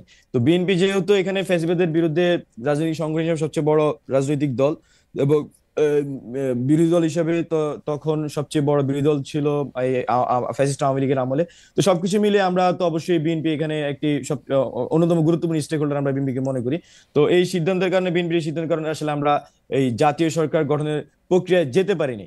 আমার কাছে মনে হয় যে আর আপনি যেটা বলেছেন যে অন্যদের, এখানে বিএনপি যদি না আসে আসলে এই জাতীয় সরকারের লেজিটিমেসি নিয়ে আমাদের নিজেদের মধ্যে প্রশ্ন ছিল যে আসলে সবাইকে মিলে যে রাজনৈতিক ঐক্যমতের কথা আমরা বলছি, সেটা যখন বিএনপি এখানে জাতীয় সরকার রাজি হচ্ছে না, সেক্ষেত্রে আসলে আমাদেরকে স্ট্র্যাটেজিক পরবর্তী সিদ্ধান্ত নিতে হয়েছে। আর আরেকটি বিষয় যেটি এখানে ভাই উল্লেখ করেছেন, যে নাহিদ ইসলাম উল্লেখ করেছেন জাতীয় সরকার হলে ছাত্রদের হয়তো সরকারে আসার প্রয়োজন হতো না। মানে এটা দ্বারা আমার কাছে মনে হচ্ছে যে এটা খুবই উইলিং আমাদের থেকে প্রপোজাল, যে আসলে আমরা নিজে থেকে যে গভর্নমেন্টে যাওয়ার যে অভিপ্রায় বা আমরা গভর্নমেন্টে যেতে চেয়েছি, বিষয়টা এরকম না। মূলত বিষয়টা ছিল মাঠ থেকে, যেমন আমরা এই মাঠের কর্মসূচিগুলো সবসময় মাঠ থেকে চাপ ছিল, আমরা কর্মসূচিগুলো জনগণের ভাষাগুলা ট্রান্সলেট করার চেষ্টা করেছি, রূপান্তর করার চেষ্টা করেছি। ঠিক একইভাবে 5ই আগস্ট আমাদের উপর এরকম একটা চাপ ছিল যে যাতে গভর্নমেন্টে ছাত্রদের প্রতিনিধিত্ব থাকে। তো সবকিছু এই চাপ কি এখনো আছে জনাব মজুমদার? এই চাপ কি এখনো আছে? মানে এখন আছে বলতে আপনি কোন অর্থে মানে এটা mean এখনো করতেছেন? সরকারে থেকে যাওয়ার চাপ আছে? জনাব নাহিদ ইসলাম, আসিফ মাহমুদরা যাতে সরকারেই থাকেন, মাহফুজ সাহেব যাতে সরকারেই থাকেন, এই চাপ কি এখনো আছে কিনা? সরকারেই থাকেন বলতে বিষয়টা আসলে ক্লিয়ার না। এখানে অন্তর্বর্তীকালীন সরকারে যেহেতু ওনারা উপদেষ্টা হিসেবে দায়িত্ব গ্রহণ এই করেছেন, চাপটা আছে অবশ্যই কিনা এখনো? অবশ্যই দায়িত্ব যে সব মূলত আমাদের যে মূল দায়িত্বটা কি, আমি মনে করছি আমাদের এক দফার যে দুটি অঙ্গীকার করা হয়, একটি হচ্ছে যে ফ্যাসিলিটি সিস্টেমের সম্পূর্ণ বিলোপ এবং দ্বিতীয়টি ছিল আমাদের নতুন রাজনৈতিক বন্দোবস্ত, আমি খুবই সরকারি যদি বলি। হ্যাঁ, তো এই দুইটি বাস্তবায়নের প্রেক্ষিতে কিন্তু এই ছাত্রদের এক দফা ঘোষণা এবং পরবর্তী তাদের কার্যক্রম। এখন ছাত্রদের প্রতিনিধি হিসেবে যেহেতু 3জন ছাত্র উপদেষ্টা গভর্নমেন্টে আছেন, আমরা মনে করছি যে গভর্নমেন্টে থেকে তারা মূলত এই গণ অভ্যুত্থানে বা এই আমাদের যে এক দফা ছিল, এই এক দফা বা আমাদের যে জুলাই অভ্যুত্থান, এই জুলাই অভ্যুত্থানের তারা এই দুটি অঙ্গীকার আসলে বাস্তবায়ন করবেন, মানে না, সর্বসাকুল্যে আমরা না, মনে করছি। আর জনাব জি, মজুমদার, আমি যে প্রশ্নটা করতে চাইছিলাম সেই প্রশ্নটা হচ্ছে এরকম যে আপনারা তো আসলে জাতীয় সরকার হইলে সব রাজনৈতিক দল এবং মতাদর্শের লোক আসলে ছাত্ররা সরকারে থাকতে চান নাই, যদি আমরা নাহিদ ইসলামের না না, বিষয়টা এরকম নাহিদ ভাই, আমার কাছে আমি যদি আবারও পড়ে শুনাই, জাতীয় সরকার হলে ছাত্রদের হয়তো সরকারে আসার প্রয়োজন হতো না। শব্দটা কিন্তু খুবই মানে যে সেন্টেন্স, এখানে অনেক কিছু একসাথে আপনি কিন্তু মিন করতে আচ্ছা পারবেন। আচ্ছা, যে প্রয়োজন হতো না, ইট ডাজন্ট মিন যে এখন থাকতে পারতো না, মানে ওকে, আমার এটা প্রয়োজন হলে থাকতো, যদি মনে করতেছে ওই সময় হয়তো প্রয়োজন হতো হয়তো না। But প্রয়োজন যদি হতো ওনারা না, মানে তার মানে হচ্ছে হ্যাঁ প্রয়োজন হলেও হইতে পারতো, তাই তো? হতেও পারতো, হতে হইলেও হতে পারতো, এখনকার হ্যাঁ, বা অবস্থাটা কি? ওনার এখনকার অবস্থাটা কি? এখন কি হয়তো প্রয়োজন অবশ্যই আছে? আমরা মনে করছি এই গভর্নমেন্টে তো অবশ্যই এখানে লেজিটিমেসি আমরা মনে করছি যে একটা বড় লেজিটিমেসি দিচ্ছে হচ্ছে যে আমাদের ছাত্র উপদেষ্টারা। তো সেই ক্ষেত্রে আমরা অবশ্যই গভর্নমেন্টের মনে করছি লেজিটিমেসি যে দিতেছে ছাত্র উপদেষ্টারা।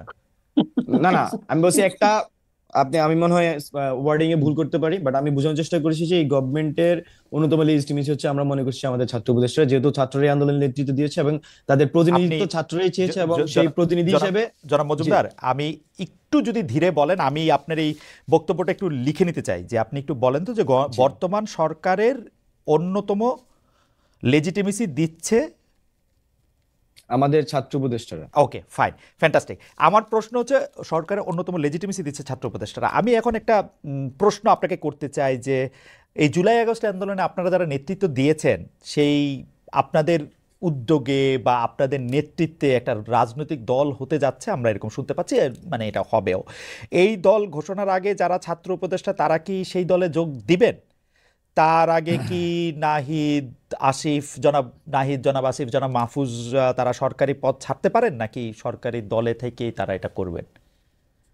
আচ্ছা, আমি প্রথমেই আবারও তাহলে আপনাদের আমার একটু ভিতর পিছনে থেকে। যেতে হয়, সেটা হচ্ছে হ্যাঁ হ্যাঁ আমি বলছি জি। আমাদের এক দফার যে দুটি অঙ্গীকার, আমি আবার উল্লেখ করছি, হুম ফ্যাসিলিটি সিস্টেমের সম্পূর্ণ বিলোপ এবং নতুন রাজনৈতিক বন্দোবস্ত। হুম মূলত এই দুটি অঙ্গীকারকে সামনে রেখে বৈষম্য বিরোধী ছাত্র আন্দোলন এই হুম 5 আগস্ট পরবর্তী সময়ে তারা সারা দেশে কাজ করে যাচ্ছে।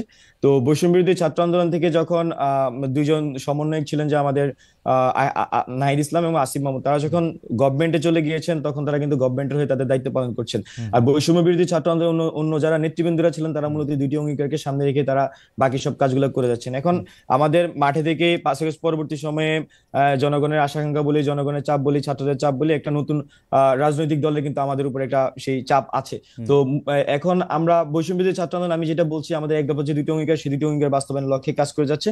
আমাদের রাজনৈতিক দলের বিষয়টি এখনো বিবেচনাধীন আছে, এখনো এই বিষয়ে এই বিষয়ে এখনো সম্পূর্ণ সিদ্ধান্ত হয়নি, আমি সেটা বলবো। আর আপনি যেটা বলেছেন যে এখানে আমাদের যারা ছাত্র উপদেষ্টারা গভর্নমেন্টে আছেন, আমরা মনে করছি যে ছাত্র উপদেষ্টা যে গভর্নমেন্টে আছেন সেখানে তারা আমাদের ছাত্রদের প্রতিনিধিত্ব করছেন গভর্নমেন্টে, এবং হচ্ছে যে যে এক দফা দুইটি অঙ্গীকার, সেই দুটি অঙ্গীকার বাস্তবায়নে তারা কিন্তু সেখানে কাজ করে যাচ্ছেন। আর রাজনৈতিক দলের সাথে তাদের নতুন রাজনৈতিক দলের সাথে তাদের যে আপনি যে সম্পর্কের কথা বলছেন যে বা তারা আসবে কিনা, হ্যাঁ সেই বিষয়টিও আমি মনে করছি যে যারা গভর্নমেন্ট আছে তারা আসলে এই নতুন রাজনৈতিক দলে আসার সুযোগ কম। আর সেক্ষেত্রে যদি তারা কখনো রাজনৈতিক দলে আসতেই পারেন, বাংলাদেশের নাগরিক হিসেবে তার রাজনৈতিক করার অধিকার আছে, সে যদি কখনো রাজনৈতিক দলে আসে অবশ্যই সে গভর্নমেন্টে থাকবে না, সেভাবেই সে আসলে আসলে রাজনৈতিক দলে আসবে। আমি যদি গভর্নমেন্ট বলতে বুঝাচ্ছি ইন্টারিম গভর্নমেন্টকে। জি যদি রাজনৈতিক দল করে তাদের আসলে গভর্নমেন্টে না থেকেই তারা রাজনৈতিক দল করবে, তাই তো? অবশ্যই অবশ্যই অবশ্যই, জি। আপনাকে আপনাকে আপনাকে অনেক ধন্যবাদ। আমি আমি একটু জনাব মাসুদ কামাল ভাই আপনার কাছে আসি। জনাব মাসুদ কামাল ভাই, অনেকগুলি বিষয় নিয়ে আসলে কথা বলা যায়, আপনি বলেও আসতেছেন, কিন্তু নতুন নতুন বিষয় নিয়ে আপনার কাছ থেকে জানতে এটা একটা সুবিধা। সেটা হচ্ছে যে বর্তমানে যে কথা হচ্ছে মুজিববাদ, জিয়াবাদ, জিয়াবাদ কথাটা আমি জীবনে শুনি নাই। মুজিববাদ কথাটা আমরা ইউনিভার্সিটিতে যখন ছিলাম তখন ছাত্রলীগকে মুজিববাদী ছাত্রলীগ আমরা বলতাম, যারা আমরা ছাত্রলীগ করতাম না তারা। একটু বাইদা ভাই বলে রাখি, আমি অবশ্য ছাত্রদলও করতাম না, এই বাইডারিতে আমাকে ফালানোর দরকার নাই। তো মুজিববাদী এই মুজিববাদ এবং এই জিয়াবাদ, এই ব্যাপারটা কি আসলে, মানে এই এই এই বাদগুলি কোত্থেকে আসতেছে, আপনি এটা খেয়াল আচ্ছা, করছেন? আমি আমি আমি আপনাকে বলেন, একটা এই ছাত্র যারাগুলি বলেন না, ওনাদেরকে আমি জিজ্ঞাসা করি হ্যাঁ, যে শেখ হাসিনা সরকার তো গত 17 বছর মোটামুটি টানা ছিল, এই সময়ে তারা কখনো শেখ হাসিনার মুখে মুজিববাদ শব্দটাকে শুনেছে কিনা, এটা আমি একটা জানতে চাই। আমি মনে করতে পারি না। জিয়া রহমানের সরকার, জিয়া রহমানের দল অনেক দিন ধরে রাজনীতি করেন। এই জিয়া রহমানের কোন একজন কর্মীর মুখে, নেতাবাদ দেন, কোন একজন কর্মীর মুখে এত বছরে কেউ কখনো জিয়াবাদ শব্দটা শুনেছে না? কিনা? জিয়াবাদটা তো নগদ এই মনে পড়তেছে না, বিষয়গুলো- কিন্তু কিন্তু আপনি এটা ঠিক কইছেন, মুজিববাদ শব্দটা না কইলে হাসিনা তো বছরের নাম দিয়ে দিছিল মুজিবীয় বর্ষ, জায়গার জোনের নাম দিয়ে কোনো দিছিল, সমস্যা নাই। আমি সবকিছুই তো। ওগুলিকে প্রশংসা করছি না, জি। আমি বলছি জানেন, হ্যাঁ। এগুলো বলার জন্য আমাদের এই পাটোয়ারি সাহেব এখন আমাদের জ্ঞান দিচ্ছেন। হ্যাঁ, আজকে দেখলাম পাটোয়ারি সাহেব বলতেছে মুজিববাদ, জিয়াবাদ জিয়াবাদ হবে না, অন্য বাদ হবে। কি বাদ হবে ভাই? আপনার বাদটা কি? পাটোয়ারি বাদ? বাদটা কি রে ভাই? বুঝান না আপনি আমাকে জিনিসটা। বাদের কথাটা আসে করে, বাদ তো বাদ, বাদ তো সব বাদ। বাদই বাদ। না, উনি বাদ যেটা দিয়ে তো উনি আলোচনা যেটা করবো উনি না। যেটা বুঝাতে এই চেয়েছেন বাদ কামাল আপনি ভাই, create কামাল ভাই, আমি যেটা হ্যাঁ, বুঝছি, জনাব বলেন। পাটোয়ারি যেটা বুঝাতে চেয়েছে, আপনি যে এখন উনাদেরকে সমালোচনা কইরা আপনার সমালোচনার ফসল বিএনপির ঘরে উঠতেছে, সেইটাতে আমরা এটা পছন্দ করতেছি না। আপনি বিএনপিরও সমালোচনা করেন। ওনার ঘরে উঠলে উনি পছন্দ করতেন? আমার ওকে ফাইন। কার ঘরে উঠবে আমি জানি না। হ্যাঁ। উনি কি চান যে আমি সমালোচনা করে ওনার ঘরে আমার ফসল উঠাই দেই? হ্যাঁ, ওনারা তো, ওনাকে তো আমার আজগুবি লোক মনে হয়। কে- ওনাকে তো আমার আজগুবি লোক মনে হয়। কারণ আপনি উনি কোথা থেকে মুজিববাদ নিয়ে আসলেন, কোথা থেকে জিয়াবাদ নিয়ে আসলেন? যে লোক জিয়াবাদ ক্রিয়েট করতে পারেন তার ঘরে উঠা উচিত। উনি কোথায় আসে এত যে কথা বলেন ভাই, এগুলো বলতে চাই না। সিম্পল মানে বিষয়গুলো হলো জানেন, এগুলো বলে আমরা সবসময় বলি একটা কথা, আমি বলি সবসময় যে ভাই আমরা একটা ঐক্যবদ্ধ জাতি চাই। আমি আগে বহুদিন ধরে একই কথা বলতেছি যে বিভক্ত জাতি কখনো অগ্রসর হতে পারে না। শেখ হাসিনা এই 17টা বছর ধরে এই এক আকাম করে গেছেন, জাতিকে উনি ভাগ করতে চেয়েছেন চেতনার নামে, মুক্তিযুদ্ধের নামে, ওনার পিতার নামে দেশটাকে ভাগ করার চেষ্টা করেছেন। জিয়াউর রহমানের মতো একজন সেক্টর কমান্ডারকে বলে কি উনি পাকিস্তানে চট ছিলেন। হ্যাঁ, রাইট। আপনারা জামাতে ইসলামকে নিষিদ্ধ করতে চেয়েছেন, জামাতে ইসলামকে উনি দরজা পর্যন্ত, অফিস পর্যন্ত খুলতে দেন নাই। এগুলো তো করেছেন, কেন করেছেন? জাতিটাকে ভাগ করতে চেয়েছেন। ভাবছেন যে ডিভাইড এন্ড রুল, আমি অর্ধেককে ভাগ করে রাখবো, কিছু লোককে দৌড়ের উপর রাখবো, আর বাকিরা আমরা রুল করব। এখনো সেই একই প্রক্রিয়া আমরা দেখতে পাচ্ছি, জাতিকে ডিভাইড করা। মুজিববাদী একদল লোক, একদল জিয়াবাদী লোক, আরেকদল পাটোয়ারিবাদী লোক। ভাই হচ্ছে কি দেশে? তো হচ্ছে নাকি? আমরা যেটা না, চাচ্ছি না। কিন্তু কামাল ভাই, আপনি আপনি আপনি চান কি? জাতি চাই। আপনি চান কি জুলাই আগস্টের মতো এরকম একটা রক্তক্ষয়ী এরকম একটা জিনিসের পরে, 15 বছর পরে, শেখ হাসিনার এরকম জগদ্দল পাথরের মতো চাইপা থাকার পরে, একটা দেশ ক্ষমতায় থাকার পরে আমরা ওই বাইনারি দেখবো যে একবার ইলেকশন হবে বিএনপি জিতবে, আরেকবার ইলেকশন হবে বিএনপির বিরোধী যারা আছে তারা জিতবে, ওইটার মধ্যেই থাকবে। আমরা কোনো ধরনের কোনো পরিবর্তন, গুণগত মানগত কিচ্ছু পরিবর্তন আমরা চাইবো না, কিচ্ছু পরিবর্তন আমরা দেখবো না। না, আপনি আমাকে বলেন তো ভাই, নির্বাচন ছাড়া আপনি পরিবর্তনটা কেমনে করবেন? নির্বাচনটা পরিবর্তন করব এই যে ইউনূস সাহেবের মতো ভালো ভালো উপদেষ্টা, তারপরে যে ছাত্রদের মতো ভালো ভালো লোকরা ক্ষমতায় থেকে গুণগত মান পরিবর্তন আনবে। তারা সৎ লোক, তারা সততা দিয়ে মানুষকে বুঝাবে। পলিটিক্যাল পার্টিদের তো আমরা দেখছি তারা খারাপ।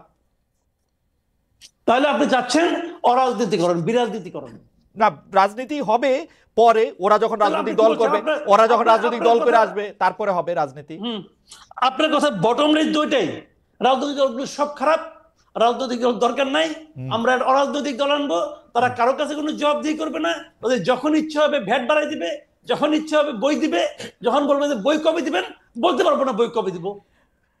আজকে আমরা দেখলাম যে বইয়ের ট্রাক ধরা পড়তেছে। কেন ট্রাক ধরা পড়তেছে এর আগে শুনছি, কেন শুনি নাই? যদি বই আপনি ঠিক মতো দিতে পারেন তাহলে তো বইয়ের ট্রাক এনে বাংলা বাজারে এনে বিক্রি করার দরকার পড়ে না। শিক্ষা উপদেষ্টাকে জিজ্ঞাসা করে যে ভাই আপনি কবে বই দিবেন, আমি বলতে পারবো না কবে বই দিতে পারবো। যে দেশে শিক্ষা উপদেষ্টা বলে যে কবে নাগাদ বই যাবে উনি জানেন না, তারপরে উনি কেমন ব্যক্তিত্বের মানুষ, কেমন লজ্জাহীন মানুষ, দেখ। তারপরে উনি শিক্ষা উপদেষ্টা থাকেন। আপনি আমাকে বলেন রে ভাই, এদেরকে আমার যোগ্য বলতে হবে? ভাই আপনি আমাকে শুনেন, উনাদেরকে আমি খুব ভালোবাসি, কোনো সন্দেহ নাই, আমি খুব ভালোবাসি। আপনার ভালোবাসাটা একটু একটু একটু একটু কঠিন আপনি ভালোবাসা। আমাকে বলেন, আপনি শুনেন, আমি তার চেয়েও ভালোবাসি আমার সন্তানকে, নিজের সন্তানকে। জি, না, জি। আমার পুত্র প্রায়ই বলে যে বাবা গাড়ি চালানো শিখবো আমি। ওর তো গাড়ি চালানোর বয়স হয় নাই, অথবা বুড়া হয়ে গেছে, কিছু একটা হচ্ছে। এখন আমি একটা গাড়ি কিনলাম, বললাম যে যাক আমার ছেলে গাড়ি চালাতে চায়, খুব ভালোবাসি, বাবা তুই চালা। আমরা পরিবার নিয়ে বসলাম, কি লাভ হবে? ওই পোলা মরবে, আমরা পুরো সপরিবার মরবো, গাড়িও নষ্ট হবে। ঘটনা তো এটাই হবে রে ভাই। অযোগ্য লোকের হাতে গুরুত্বপূর্ণ দায়িত্ব দিলে ঘটনা এরকমই হবে। যোগ্যতা এবং অযোগ্যতা একটা বিষয় আছে, কিন্তু ভালো মানুষ দিয়ে যোগ্যতা ওদের নির্ধারিত হতো, তাহলে বাংলাদেশের সব মসজিদের ইমাম আইন আপনি বানাই দিতেন। না না কামাল ভাই, কামাল ভাই আপনি যোগ্য মানুষের কথা বলতেছেন, ভালো মানুষের কথা বলতেছেন, কিন্তু আমার খুব জানতে ইচ্ছে করতেছে আপনি কিসের সাপেক্ষে তুলনাটা করতেছেন? আমাদের 53 বছর বয়সে সাপেক্ষটা কি? মানে কারে আপনি ভালো মানুষ দেখে এদেরকে আপনি খারাপ মানুষ বলতেছেন, কারে আপনি ভালো অ্যাডমিনিস্ট্রেটর দেখে এদেরকে খারাপ অ্যাডমিনিস্ট্রেটর বলতেছেন? আপনি কি জাহিদ মালিকের সাথে তুলনায় বর্তমান স্বাস্থ্য উপদেষ্টারে আপনি খারাপ বলতেছেন? আপনি শুনেন, আপনি যেটা বলছেন সেটা তো এক ধরনের যুক্তি, এবং এটা মনে করেন বাজারে তো যুক্তি আছে, সুযুক্তি আছে, কুযুক্তি আছে, আছে না? এগুলো থাকে, থাকুক, কোনো সমস্যা নেই আমার এটা নিয়ে। বাট আমার কোশ্চেনটা হলো কি, আমার ভালোত্বটা হলো প্রত্যাশার কাছাকাছি কারা আছে। আমি কারোর সঙ্গে কম্পেয়ার করছি না রে ভাই। আমি বাংলাদেশের সঙ্গেও ওই আগে যেরকম সিঙ্গাপুরের সঙ্গে বাংলাদেশে কম্পেয়ার করে মানুষের মধ্যে এক ধরনের স্বপ্ন ঢুকানোর চেষ্টা হইতো, আমি সেই চেষ্টাও করছি না। আমি বলছি যে আমারও তো একটা প্রত্যাশা আছে, এবং আমার প্রত্যাশাটা তো অলৌকিক কোনো প্রত্যাশা না। আমি কিন্তু বলছি না কালকে সব ঠিক হয়ে যাবে। আমি কি প্রত্যাশা করেছিলাম বলেন? দ্রব্যমূল্য বাড়ে কেন? আমরা জেনেছি দুইটা সহজ পদ্ধতি, দুইটা কারণে বাড়ে, চাঁদাবাজির কারণে বাড়ে আর সিন্ডিকেটের কারণে বাড়ে। আমরা মনে করেছি এই সরকারটা এসে এই চাঁদাবাজি বন্ধ করবে, সিন্ডিকেট। কিন্তু কামাল ভাই আপনি বলতেছেন চাঁদাবাজি বন্ধ করতে, কিন্তু আপনার পুলিশ কাজ করতেছে না, আইন শৃঙ্খলা বাহিনীর মধ্যে থেকে সেই আস্থার জায়গাটা নাই, সব জায়গার মধ্যে থেকে একটা সাংঘাতিক রকমের অন্যরকম একটা অবস্থা। তাহলে আপনি এগুলি ঠিক করে দেবেন? আপনি আমাকে বলেন, এরা যখন দায়িত্ব নিলেন, পুলিশ বাহিনী যে কাজ করছে না, পুলিশ বাহিনীর মধ্যে মনোবল বৃদ্ধি করতে হবে, এটা ওনারা জানতেন না? জানতেন তো, জানতেন। আচ্ছা, তারপরে ওনারা একজনকে স্বরাষ্ট্র উপদেষ্টা বানালেন, সাখাওয়াত সাহেবকে বানালেন। সাখাওয়াত সাহেব দেখলাম 2 দিন দৌড়াদৌড়ি করলো, সাখাওয়াত সাহেব 2 দিন পরে বাদ দিয়ে দিলেন, বাদ দিয়ে আরেকজনকে নিয়ে আসলেন, জেনারেল নিয়ে আসলেন। আগে ছিল ব্রিগেডিয়ার, এবার লেফটেন্যান্ট জেনারেল নিয়ে আসলেন। লেফটেন্যান্ট জেনারেল কি দায়িত্ব নিয়ে বুঝেন নাই উনি কি চাকরি করতে আসছেন নাকি দায়িত্ব নিয়ে আসছেন? ওনার দায়িত্বটা কি? পুলিশ বাহিনীকে মনোবল ফিরে আনা। আপনি বলেন মনোবল ফিরে আনার জন্য কি করছেটা কি? পোশাক প্রস্তাব নিয়ে আসছে। পোশাকগুলি দেখছেন পোশাকগুলি কি চেহারা ভাই? এটা কোনো পোশাক হয়েছে? আর এই পোশাক চেঞ্জ করে মনোবল বাড়াই দিবেন? পোশাক চেঞ্জ করলে মনোবল বাড়ায়? কিছু একটা তো শার্ট পরে আসছি, পাঞ্জাবি পরে আসছি, কিছু একটা তো করতে হবে, চেষ্টাটা তো আছে। কামাল ভাই আমি আবার আসতেছি আপনার কাছে, আপনার বক্তব্যের কিছু একটা তো করতে। সবচেয়ে গুরুত্বপূর্ণ মনে করছেন পোশাক পরিবর্তন। পোশাক পরিবর্তন সবচেয়ে গুরুত্বপূর্ণ পয়েন্ট, যে কারণ পুলিশের মনোবল ফেরানোর জন্য পোশাক পরিবর্তন ছাড়া আর কিছু দেখে না। তাদেরকে আপনি যোগ্য বলবেন? আর কিছু দেখে না কামাল ভাই, এটা কিন্তু একটু ঠিক হইলো না। তারা তার অন্য অনেক কিছু হয়তো দেখতেছে, আমরা জানি না। তারা তো পুলিশকে মানবিক পুলিশ হইতে বলতেছে, তারা তো পুলিশকে গিয়ে চাঁদাবাজি না করতে বলতেছে, পুলিশকে গিয়ে অকারণে গ্রেফতার না করতে বলতেছে, না করতে চেষ্টা করতেছে। আচ্ছা কামাল ভাই আসতেছে আপনার কাছে। জনাব বাকের মজুমদার, জিয়াবাদ এবং মুজিববাদ সম্পর্কে যদি একটু বলেন, এবং জিয়াবাদ এবং মুজিববাদের এই যে ধারণা আপনারা দিচ্ছেন, একটি বিভক্তের রাজনীতি আপনারা করতে চাচ্ছেন, এবং বিভক্তের রাজনীতি করে আপনারা কি অর্জন করতে চাইছেন সেটা একটু বলবেন কিনা? কেউ বলে থাকেন আপনারা বিশেষ কোনো রাজনৈতিক দল বা গোষ্ঠীর মানে পপুলিস্ট একটা জনমত নিয়ে তাদের পেটের মধ্যে ঢুকে গিয়ে শুধুমাত্র নিজেদের ক্ষমতায় থাকার সময়টাই বৃদ্ধি করতে চাইছেন। জনাব বাকের মজুমদার। আমি একটু ভাই মাসুদ কামাল ভাইয়ের একটু কথা বলতে চাই। উনি যেটা বলেছেন সিন্ডিকেট নিয়ে, আসলে সিন্ডিকেট মূল ঊর্ধ্বগতি আমরা যেটা মাঠে থেকে ছাত্ররা অনেক কিছু আমরা অভিজ্ঞতা এখানে দেখেছি, আমাদের অনেক অনেক ধরনের অভিজ্ঞতা হয়েছে মাঠে। আমরা 5 আগস্ট পরবর্তী সময়ে এখানে দ্রব্যমূল্যের ঊর্ধ্বগতির কারণে আমরা দেখেছি যে বিভিন্ন সিন্ডিকেট যেগুলো আওয়ামী লীগের টাইমে সচল ছিল, তারা পরবর্তী সময়ে এখানে নতুন নতুন রাজনৈতিক বাস্তবতায় নতুন, আমি যদি বলি যে কোথাও কোথাও এই বড় রাজনৈতিক সংগঠনগুলোর সহযোগিতা নিয়ে তারা সেই সিন্ডিকেট গুলা চালিয়ে যাচ্ছে। তো সবকিছু জনাব মিলিয়ে মজুমদার, বড় এছাড়াও রাজনৈতিক দলগুলি তো আছে, বড় জি, জি, রাজনৈতিক জি। দল, আপনি কি এই কথা শুনছেন যে সমন্বয়করা সেই সিন্ডিকেটকে অনেকভাবে জিম্মি করতে, সমন্বয়করা এখন বা সমন্বয়কদের নাম ভাঙিয়ে সে চাঁদাবাজি করা হচ্ছে, এইটা কি আপনি শুনতে পাইছেন, শুনছেন? সমন্বয়কদের নাম গিয়ে চাঁদাবাজির বিষয়টি আমি আমাদের কাছে বিষয়টি এরকম যে এখানে ধর যে, আহ, এই এখানে যেহেতু বৈষম্যবিরোধী ছাত্র আন্দোলন একটি একটি প্ল্যাটফর্ম আকার এখানে ওয়ার্ক করছে, এখানে কিন্তু বিভিন্ন রাজনৈতিক সংগঠনগুলোর লোকজন কিন্তু ইনফিল্ট্রেটেড অবস্থা আছে এবং তারা কিন্তু এখানে ওয়ার্ক করছে। তো এই ক্ষেত্রে অনেকেই কিন্তু উদ্দেশ্য প্রণোদিত ভাবে এই প্ল্যাটফর্মকে প্রশ্নবিদ্ধ করার জন্য কিন্তু নানা ধরনের ষড়যন্ত্র করে থাকে। তো সেক্ষেত্রে এরকম ঘটনা ঘটা আমার কাছে মনে হয় যে খুব বেশি আসলে ইলজিক্যাল বা অবান্তর। কিন্তু আমি এটা বলতে চাচ্ছিলাম যে মূলত এখানে 5 আগস্ট পরবর্তী সময়ে আমরা দেখেছি যে কিভাবে টেন্ডারবাজি, চাঁদাবাজি, তারপর হচ্ছে যে এই দখল, এইসব কিন্তু চলতেছিল। তো এই বিষয়গুলো কিন্তু আমাদেরকে সবসময় আমরা মনে করছি যে শুধু সরকার না, আমাদেরও কাজ করতে, আমরা যখন মানুষের সাথে কথা বলি এই জিনিসগুলো সবসময় কিন্তু আমাদের ভোগাইছে। আমি যদি আপনাকে জাস্ট আগস্ট মাসে কিছু কথা বলি, আহ আগস্ট মাসে কিছু কথা যদি আপনাকে আমি বলি, সেটা হচ্ছে যে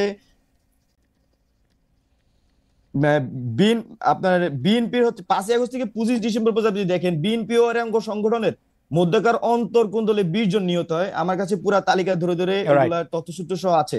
জি। তো এরকম ভাবে আমি আগস্ট মাসে যদি আপনাকে কিছু চাঁদাবাজির তথ্য আমি দেখাই, সরি আমার একটু একটু টাইম নিচ্ছি আমি। কোনো অসুবিধা নেই, আপনি টাইম নেন। আমরা জি জি জি, আমি একটু ওকে, আমি আমরা একটু অনুষ্ঠানের সময় একটু বাড়াবো, আমি কামাল ভাই আপনি প্রথম যদি জি, অনুমতি দেন, ওকে একটু ওকে আমরা সময় বাড়াবো আজকে, যদি আপনি অনুমতি দেন কামাল ভাই। না না, কোনো সমস্যা নেই, আচ্ছা কোনো সমস্যা নেই। মজুমদার, হ্যাঁ, জনাব আমি মজুমদার, হচ্ছে- আমরা একটু বাড়াবো সময় প্লিজ। হ্যাঁ জি। আমি হচ্ছে প্রথম আলোর একটি 22 আগস্ট 2024 একটি খবর পড়ছি। আপনার হেডলাইন হচ্ছে পরিবহনে চাঁদাবাজির হাত বদল আওয়ামী লীগ থেকে বিএনপি। ওকে। 16 আগস্ট 2024 বিএনপি সাইনবোর্ডে চাঁদা নিয়ন্ত্রণ ও দখলের অভিযোগ। 24 আগস্ট 2024 পরিবহনে চাঁদাবাজি রাইট রাইট বিএনপির রাইট রাইট দখলে রাইট কর্তৃত্ব হারিয়েছে রাইট আওয়ামী লীগ। রাইট। প্রথম আলো তারপরে বিবিসি, এরকম একদম আমাদের নাম করা পত্রিকাগুলো নিউজগুলো হচ্ছে এরকম অন্তত 100টা নিউজ আছে শুধু অগাস্ট মাসে। আমি যেটা বলার চেষ্টা করছি, আমি বিএনপি কে এর সংগঠন আকারে আমি বলছি না, বরং হচ্ছে যে তৃণমূল পর্যায় থেকে শুরু করে এখানে আপনার বিভিন্ন সিন্ডিকেট নিয়ন্ত্রণের ক্ষেত্রে কিন্তু আওয়ামী লীগ যখন সরে যায়, নতুন ভাবে এই সিন্ডিকেট গুলো কিন্তু পরিচালনা হচ্ছে এবং সেখানে চাঁদাবাজি হচ্ছে, টেন্ডারবাজি হচ্ছে, অসহযোগিতা হচ্ছে। সেজন্য দ্রব্যমূল্য কিন্তু এই জিনিসগুলো, দ্রব্যমূল্য কিন্তু এই বিষয়গুলোর সাথে কানেক্টেড। আপনি একটা বাস আসতেছে, একটা ট্রাক আছে, যেটাতে চাঁদা রাখা হয়, সেক্ষেত্রে সে কিন্তু একটা সেলিং রেট তার কিন্তু জনাব বেড়ে মজুমদার, যাবে। আমার তো স্পেসিফিক হ্যাঁ, দুইটা আমার স্পেসিফিক দুইটা তিনটা প্রশ্ন আমি আছে, শুধু- আমি- স্পেসিফিক দুইটা তিনটা আমি- প্রশ্ন আছে আমি- এই জায়গায়, আমি একটু প্লিজ বিষয়টা আপনি clear একটু করি। অনুমতি ভাই, দেন। আমি- জি আচ্ছা ভাই, ঠিক আছে, আমার আপনি শেষ একটু করেন, please, শেষ আমি করেন, একটু শেষ clear করেন, করি। শেষ করেন। আমি শেষ করি। জি। আমার কথা হচ্ছে যে এখানে আপনার যারা রুট লেভেল পর্যন্ত বিভিন্ন রাজনৈতিক সংগঠনগুলোর মানুষজন কাজ করছে, এখানে সবাই কিন্তু সৎ উদ্দেশ্য নিয়ে আসে না, অসৎ উদ্দেশ্য নিয়ে আসে, সৎ উদ্দেশ্য নিয়ে আসে, সব ধরনের মানুষজন আছে। তবে আমরা মনে করি যে একটি সংগঠনের রাজনৈতিক পরিসরে তার উচিত হচ্ছে যে এখানে যে জিনিসটা ভালো কাজে প্রতিযোগিতা করা। কিন্তু আমরা দেখি যে রাজনৈতিক সংগঠনগুলো থেকে সেই পাওয়ার হোল্ড করে মানুষজন কিন্তু এই চাঁদাবাজি, টেন্ডারবাজির সাথে বিভিন্নভাবে জড়িয়ে যাচ্ছে। এখন এই ক্ষেত্রে আমাদের সবসময় ছাত্রদের প্রত্যাশা ছিল, বা এই জুলাই অভ্যুত্থানে যারা ছাত্ররা জীবন দিয়েছে তাদের আমরা মনে করছি প্রত্যাশা যে বাংলাদেশে, নতুন বাংলাদেশ আসলে চাঁদাবাজি, টেন্ডারবাজি থেকে শুরু করে এই সিন্ডিকেট এগুলো চলবে না। কিন্তু আমরা দেখছি যে পুরনো বন্দোবস্ত বারবারই ফিরে আসছে এবং আমরা তার তীব্র বিরোধিতা করে যাচ্ছি এবং সমালোচনা করে যাচ্ছি এবং আমরা মাঠেও চেষ্টা করছি এই বিষয়গুলোকে কিভাবে সমাধান করা যায়। জি। আমি জাস্ট আপনাকে একটা ছোট্ট অভিজ্ঞতা, আমার ব্যক্তিগত অভিজ্ঞতা শেয়ার করি। আমি হচ্ছে ঢাকা মেডিকেল মোড় হচ্ছে যে চা খাই, আপনি হয়তো ঢাকা বিশ্ববিদ্যালয় পরিচালনা জানেন, ঢাকা মেডিকেল মোড়ে আমাদের ইমার্জেন্সি গেটের সামনে আমি চা খাই। এখানে আগে হচ্ছে ছাত্রলীগ চাঁদা তুলতো এবং পুলিশ সেখান থেকে ভাগ নিত, মানে মিলে জিলে ওই সময়কার পুলিশ ছাত্রলীগ চাঁদাবাজি করতো, ভাগ নিত, এবং আওয়ামী লীগের এখানে যুবলীগের নেতারা এটার সাথে জড়িত ছিল। তো এখন 5 আগস্ট পরবর্তী সময় কি হচ্ছে, সেখানে আমি চা খাই, তো সেখানে গিয়ে হচ্ছে যে সবগুলো দোকানদারের কাছে আমরা পৌঁছানোর চেষ্টা করছি, কেউ যদি আপনার কাছে চাঁদা চাইতে আসে সেটা শুধু আমাদেরকে জানাবেন, আমরা যার যথাযথ প্রতিবাদ করব। তো এখন আমরা যেটা দেখেছি যে আপনার সেখানে কিন্তু এই নতুন করে কেউ কিন্তু এই এলাকাতে আপনার চাঁদাবাজি করতে সাহস পাচ্ছে না। একই সাথে এই এলাকার যে পুলিশ, সেও কিন্তু ওইভাবে সাহস করতে পারছে না যে আগের মতো করে চাঁদাবাজি করবে। তা আমরা যেটা ভাইয়ের সাথে আমি যেটা এখানে দুইটা জিনিস একসাথে আমি টানার চেষ্টা করেছি, সেটা হচ্ছে 5 আগস্ট পরবর্তী ভাই প্লিজ ভাই আমি একটু শেষ করি। 5 আগস্ট আগে যেভাবে ছাত্রলীগ পুলিশ মিলিয়ে যে সন্ত্রাস চাঁদাবাজি করতো, এটা কিন্তু এখন কমে এসেছে। এখানে পুলিশ ওয়ার্ক করতেছে না, ইটস ট্রু, এখানে এখনো ফেসিবাদের দোষ অনেক জায়গায় রয়ে গিয়েছে, বাট এটাও একই সাথে সত্য যে আমি মনে করছি যে অন্তর্বর্তীকালীন সরকার চেষ্টা করতেছে, বা আমাদের এন্ড থেকেও আমরা প্রতিবাদের মাধ্যমে, তথ্যের মাধ্যমে আমরা সেই জিনিসটা করে যাচ্ছি। তো এখানে বিষয়, হ্যাঁ জি, এবার বলতে দেন। বলেন। ঘটনাটা হইলো মাসুদ কামাল ভাই সহ আরো অনেক সিনিয়র সাংবাদিক একাধিকবার এই প্রশ্ন তুলেছেন যে আপনারা যে রূপায়ণ টায়ারে যে একটা অফিস ভাড়া নিয়েছেন, সেটা ভাড়াটা কোত্থেকে আসতেছে। আমি শেষ করি। আপনাদের সমন্বয়কদের সাথে আপনাদের কর্মীদের মারামারি হচ্ছে, এইটাকে চিহ্নিত করা যায় যে স্বার্থের সংঘাত। আপনাদের মধ্যে স্বার্থের সংঘাতটা আসলে কি? আপনারা গাড়ি চড়ছেন, বুক ফুলিয়ে আবার বলছেন আপনার মতো 1000 লোক আছে যারা আমাদেরকে গাড়ি দেয়। চাঁদাবাজি বলতে আপনারা আসলে কোন সংজ্ঞায়নের মধ্যে এটার মধ্যে ফেলেন? আপনারা সারা বাংলাদেশে কর্মসূচি করছেন, সেটা থেকে টাকা কোত্থেকে আসছে, আপনারা কিভাবে সেটা ব্যবহার করতেছেন, সেইটা স্বচ্ছতার কথা বারবার বলা হচ্ছে, সেই ব্যাপারটাকে আপনি একটু বলবেন একটু, যে এটা কেমনে হচ্ছে? ভাড়া থেকে শুরু করি আমরা, ভাড়া কোত্থেকে আসে, নাকি এইটাও অনেক লোক দিয়ে দিচ্ছে ভাড়া, মানে এমনি? ভাই আমি আমার হচ্ছে আন্দোলন অভিজ্ঞতা যদি বলি, আমরা যখন হচ্ছে আপনার এই আমরা বাংলা ব্লকেট দিয়েছি, আপনি তখন হয়তো অন্তত জানতেন যে বিয়েতে শাহবাগে, তো তখন কি হইতো, আমি জাস্ট আমার একটা পার্সোনাল অভিজ্ঞতা বলি, আমি যেটার সাথে কানেক্টেড ছিলাম। আমরা তখন হচ্ছে যে পতাকা দিয়ে সেখানে হচ্ছে আমরা গণচাঁদা তুলতাম, তো গণচাঁদা কখনো 8000, কখনো 9000, কখনো 10000, এরকম 12-13, মানে এর বেশি কিন্তু ওঠা হইতো না। তো আমাদের কিন্তু মাইকের কস্টই ছিল প্রতিদিন 8 থেকে 10,000 টাকা, শুধু মাইক আনা। তারপর হচ্ছে আমরা পানি দিতাম স্টুডেন্টদেরকে, তো মাইক পানি মিলে ধরেন যে আমার সর্বোচ্চ ক্যাপাসিটি ছিল 15 থেকে 16,000 টাকা খরচ করার, মানে রেগুলার বেসিসে। তো কিন্তু আমার কি আসলে সেখানে 15 থেকে 20,000 টাকা খরচ হইতো না? এখানে প্রতিদিন যদি 10,000 শিক্ষার্থী সেখানে আপনার অংশগ্রহণ করে, একটা শিক্ষার্থীর পিছনে যদি 10 টাকা করে খরচ হয়, 1 লাখ টাকা। যদি একটা শিক্ষার্থীর পিছনে যদি 50 টাকা করে খরচ হয়, তাহলে আপনার 10,000 ইন্টু 50 কত হয়? 5 লাখ টাকা নাকি? 5 লাখ টাকা, হ্যাঁ 5 লাখ টাকা। তাহলে এই টাকাটা কোথেকে আসতো? এই টাকাটা কিন্তু শিক্ষার্থীরা তার নিজের পকেট থেকে খরচ করতো। এমন হয়েছে আমরা দেখছি মানুষ বাস থেকে নেমে এসে সে আমাদেরকে পানি কিনে দিয়ে যাচ্ছে। এমন হয়েছে রূপায়ণ টাওয়ারে বাসা ভাড়াটা, রূপায়ণ টাওয়ারে বাসা ভাড়া। প্লিজ আমি বলছি আন্দোলনের সময় মানুষ আমাদের সাথে স্বতঃস্ফূর্তভাবে অংশগ্রহণ করেছে, এখনো আমাদের সাথে মানুষ স্বতঃস্ফূর্তভাবে অংশগ্রহণ করছে। মানুষ আমাদেরকে কাজ করার জন্য যত ধরনের সহযোগিতা লাগে তারা কিন্তু সেটা করছে।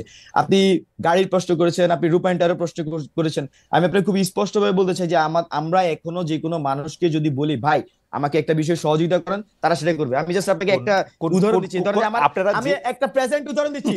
এই যে আমার গায়ে যে আপনি ড্রেসটা দেখতেছেন, এটা হচ্ছে আমার হলের এক বড় ভাই, সে আমাকে, আমি এখানে বসছি কথা বলতে, সে আমাকে দিয়ে গেছে, তুমি এটা পড়ো, তোমাকে ভালো লাগবে। তো আমাদের হলে থাকতে ইউনিভার্সিটি থাকতে আমরাও বহু বড় ভাইয়ের কাপড় চোপড় পরছি। জি অবশ্যই হ্যাঁ জি, না শুধু কাপড় চোপড় না, আমি জাস্ট আপনাকে বলছি যে মানুষ আমাদেরকে সহযোগিতা করছে।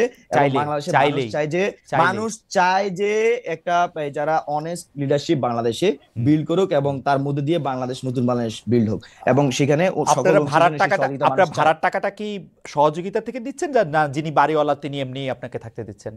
না, বাড়িওয়ালা আমাদেরকে থাকতে দিচ্ছে না, অবশ্যই আমরা ভাড়ার টাকা আমরা এই গণচাঁদার মাধ্যমে আমরা সেটা দিচ্ছি। গণচাঁদা এখনো তুলতেছেন আপনারা প্রতি মাসে? হ্যাঁ, আমরা হচ্ছে যে আমাদের নিজেদের থেকে কন্ট্রিবিউট করে, এছাড়া আমাদেরকে বিভিন্ন যখন আমি ব্যক্তিগতভাবে ছাত্র শক্তি করতাম, তখন আমরা যখন ক্যাম্পাসে রাজনীতি করতাম আমাদের কেউ ফান্ডিং করতো না।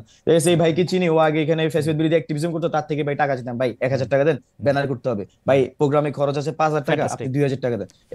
এইভাবে রাইট নাও সেম ভাবে। আর যখন আপনারা গণশক্তি রাজপথে ছিলেন বা আন্দোলন করতেন, তখন থেকে কি আপনাদের মনে হয় যে আপনারা একটু বিলাসী হয়ে উঠেছেন, এখন আপনাদের চাহিদাটা একটু বিলাসের দিকে যাচ্ছে, মানে যেমন আপনি যদি নেসেসিটি না বিলাস, সেরকম কি মনে হয়? ঠিক আছে, এখনো আমি আপনাকে উদাহরণ সহ যদি বলি, আমি বাকের হচ্ছে যে ফজলক মুসলিম হলের আবাসিক শিক্ষার্থী। আমি ফার্স্ট ইয়ার থেকে হলে ছিলাম, আমার ছাত্রলীগ হল থেকে বের করে দেওয়া হচ্ছে 2023 সালে, এক কাপড়ে বের করে আমাকে হল থেকে। তো আমি তারপরে এখানে চানকাপুর মেসে থাকতাম। যখন 5 আগস্ট পরবর্তী সময় আমি 14 আগস্ট আবার এসে হলে এসেছি। হলে আমার যে রুমটা পড়াশোনা দ্বারা অ্যালটেড ছিল সেখানে আমি এসে উঠেছি, ওই রুমেই ছিলাম। এখান থেকে শিফট করে পড়াশোনা আমাকে নিউ বিল্ডিং, মানে আমাদের যে মেইন বিল্ডিং এ পাঠিয়েছে, যে রুমে পাঠিয়েছে সেই রুমে পড়াশোনা নিয়ম অনুযায়ী আমি থাকতেছি।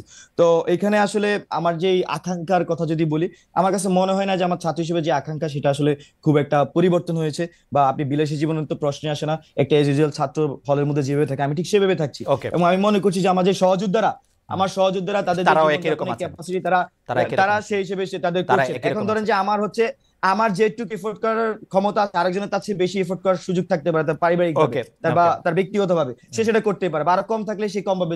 তো এখানে আমার কোনো পরিবর্তন হয় নাই। আমরা মনে করছি যে এখানে আমার ব্যক্তিগত জীবন আমি তো এভাবে দেখছি যে আপনার এবং আপনার সহযোদ্ধাদের কোনো পরিবর্তন হয় নাই আচার আচরণে চল।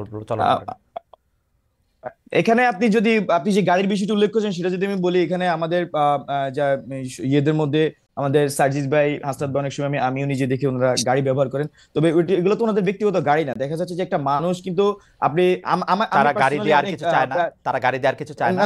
আমি আপনাকে বলি, ধরেন যে আমাকে বাংলাদেশে কোন একটা টিভি চ্যানেল ওনারা আমাকে একদিন উত্তরা পাঠাতে, মানে উত্তরা যাওয়ার সময় তাদের গাড়ি দিচ্ছিল, আমি ব্যবহার করছি।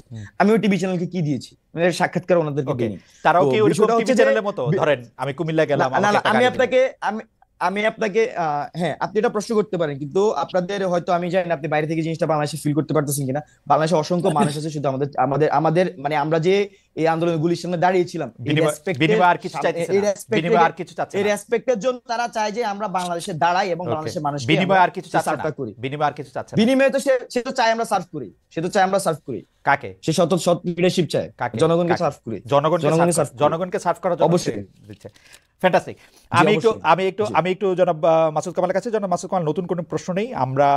আমার মনে হয় যে জনাব বাকের মজুমদার অনেকগুলি প্রশ্নের আপনার জবাব দিয়েছেন, বা যে প্রশ্নগুলি আপনি তুলেছেন সেই প্রশ্নের জবাব দিয়েছেন। আপনি যদি এখন একটু কনক্লুডিং, আমরা একদম শেষ পর্যায়ে কনক্লুডিং 2 মিনিট একটু বলেন, তারপর আমরা এটা না, আমি 2 মিনিট একটা কথা বলি। সেই জিনিসটা হলো কি, বাকের মজুমদার যে কথাগুলি বললেন, ওনাকে একটা পরামর্শ দিব। যখন মানুষের মনে নানা রকম প্রশ্ন কিন্তু উঠে, সেই প্রশ্নগুলো আপনারা ইয়াং, এখন আপনাদের সামনে বিরাট ভবিষ্যৎ আছে। এই প্রশ্নগুলির সঙ্গে নানা রকম সন্দেহ থাকে। তারা যদি প্রশ্নগুলির জবাব না পায়, তখন সেই সন্দেহগুলো একটা বিকৃত চেহারা নিয়ে কিন্তু তাদের সামনে মনে গেঁথে যায়। সেই চেহারাটা সুখকর না। আমরা আপনাদের ওই চেহারাটা দেখতে চাই না, আপনাদের সম্পর্কে ওই ধরনের কথা শুনতে চাই না। আমি রিকোয়েস্ট করবো, আমি রিকোয়েস্ট করবো মাসুদ ভাই শেষ করুক, তারপরে বাকের ভাইও বললেন। হ্যাঁ বলেন। আমি আপনাদের রিকোয়েস্ট করবো যে রূপায়ণ টাওয়ারে আপনাদের বাসা ভাড়া নিয়ে যেহেতু কথাটা উঠেছে, আমিও তুলেছিল, আপনারা প্লিজ দয়া করে জানান আপনারা কত টাকা ভাড়া দেন, 1 নম্বর। 2 নম্বর হলো, আপনারা যদি চাঁদা উঠে থাকেন, তাদের কাছ থেকে রসিদ নিয়ে চাঁদা নেন কিনা, সেই তালিকাটা একটু প্রকাশ করেন। এটা হলো ট্রান্সপারেন্সির জন্য প্রয়োজন। আর যে গাড়ির কথা বলেন, বিভিন্ন লোক গাড়ি চড়তে দেয়, উপহার দেয়, যে তুমি আমার গাড়িটা নিয়ে যাও, চিরদিনের জন্য নিয়ে যাও, এগুলো যে বলেন আপনারা না, এগুলো এই দেশের মানুষ শুনে অভ্যস্ত। একসময় আমরা দেখেছিলাম যে ওবায়দুল কাদের হাতে রোলেক্স টোলেক্স, বিভিন্ন ফিলিপ পাতেক, এই ধরনের নানা ধরনের দামি দামি ঘড়ি, যার দাম 30 লাখ 40 লাখ টাকা। ওবায়দুল কাদের সাহেবকে জবাব দিতেন, বলতেন আমাকে অনেকে গিফট আকারে দেয়, বন্ধুরা গিফট আকারে দিলাম, না করবো কেন? ভাই, গিফট কি মানুষ এমনি এমনি দেয়? এমনি দেয়? যে দেয় সে কি তার নিজের স্বার্থ আদায়ের জন্য দেয় না? বাংলাদেশের মানুষ এত ভালোবাসা করে, ভাই আমি তো আজকে 2 বছর ধরে চাকরি করি না, আমার তো কেউ ভালোবাসা কিছু দেয় না। ঘটনাটা কি ভাই? এটা এমনি এমনি দেয়? আচ্ছা, এই আন্দোলনের আগে আপনারা তো অনেক আন্দোলন করছিলেন, তখনও দিত, ক্ষমতা ধরার আগে দিত। কামাল ভাই আমি ঠিক করছিলাম যে মানে এটা কোন রকম ইয়া করব না, কিন্তু দর্শকদের মধ্যে কেউ জানতে চাইতেছেন আপনি কি একইভাবে জনাব তারেক রহমান এত বছর ধরে লন্ডনে কিভাবে থাকছেন সেটা আপনি জিজ্ঞেস করেন? অবশ্যই। আমি এই প্রশ্ন আমি এই 5ই আগস্টের আগেও করেছি, 5ই আগস্টের পরেও করেছি। আমি বলেছি ওনার ইনকামটা কি, আমি বলেছি, আমি এখনো এই প্রশ্ন করি। যেহেতু আমরাই প্রশ্ন করি, সাংবাদিকদের আমাদের এই প্রশ্ন করাই আমাদের দায়িত্ব। আপনি শেষ করেন। আমি বলেছি যে জয়ের ইনকাম কি, বলুক জাতির কাছে, আমরা জানতে চাই জয়ের কি ইনকাম, তারেক রহমানের কি ইনকাম, আমাদের জানার দায়িত্ব, আমরা এটা কর্তব্য মনে করি।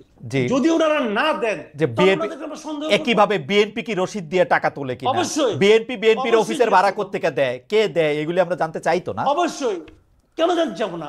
অবশ্যই চাই। এবং যদি না দেয়, আমরা সন্দেহ করব আপনারা চাঁদাবাজি করছেন, এবং যারা চাঁদা দেয় তারা কোনো কিছুর বিনিময়ে ছাড়া চাঁদা দেয়, এরকম ঘটনা পৃথিবীর কোথাও নাই। কামাল ভাই, আপনি তো 30 বছর না, আমি তো আমার 30 বছরের কাছাকাছি হয়েছে, আপনার তো 40 বছরের কাছাকাছি হয়েছে। আমরা কি দেখছি বিএনপি কোনো সময় জানাইছে কোন জায়গা থেকে কোন রসিদ কোন ভাই? এই জন্যই তো এই দলগুলোর উপর পরিপূর্ণভাবে আস্থা রাখতে পারি না। ওকে, আচ্ছা ঠিক আছে, ঠিক আছে। আমার মনে হয় কামাল ভাই, আপনাকে ধন্যবাদ। কামাল ভাই, আপনি কি শেষ করছেন? আমরা যারা বাকের মজুমদারকে আনইন্টারাপ্টেড 2 মিনিট একটু শুনতে চাই একটা। জি বাকের ভাই বলেন। আপনি হচ্ছে আমি বলবো যে মাসুদ কামাল ভাইয়ের জন্য আমার দুঃখ হয়েছে যে ভাই নাকি গিফট পান না। তো আমার আমি আমার ভাইয়ের জন্য দুঃখ হচ্ছে। আমার হচ্ছে যে এই যে মানে এখন তো সরকার পতন হয়েছে, তার আগ আমার পুরা লাইফ টাইমের বেশিরভাগ সময় আমি গিফটে জামা কাপড় পরে কিন্তু আমি চলছি, মানে মানুষজন ভালোবেসে, আমার বন্ধুরা আমাকে গিফট করে, মানে খুব এমন না যে আমাকে খুব দূরের মানুষ এসে দিচ্ছে, আমার বন্ধুরা আমাকে গিফট করে। এবং আমি যখন এখানে আমি জাস্ট বলি, আমার ধরনের আমার এমন ফ্রেন্ডস আছে, প্লিজ না না না না, আমি একটু শেষ করি ভাই, আমি একটু শেষ করি। ধরেন যে আমার এখানে যখন আমি ছাত্র শক্তি রাজনীতি করতাম ঢাকা বিশ্ববিদ্যালয়ে, আমার অনেক বন্ধু, অনেক টিচার, অনেক অয়েল উইশার্স আছে, ওনারা কিন্তু আমাদেরকে কন্ট্রিবিউট করতেন। তো এখানে মানে ভাই যেভাবে বলছেন যে এটা, আমি পলিটিক্যাল কথাটা বলছি, তো পলিটিক্যালি কিন্তু তারা আমাদেরকে কন্ট্রিবিউটটা করতেন।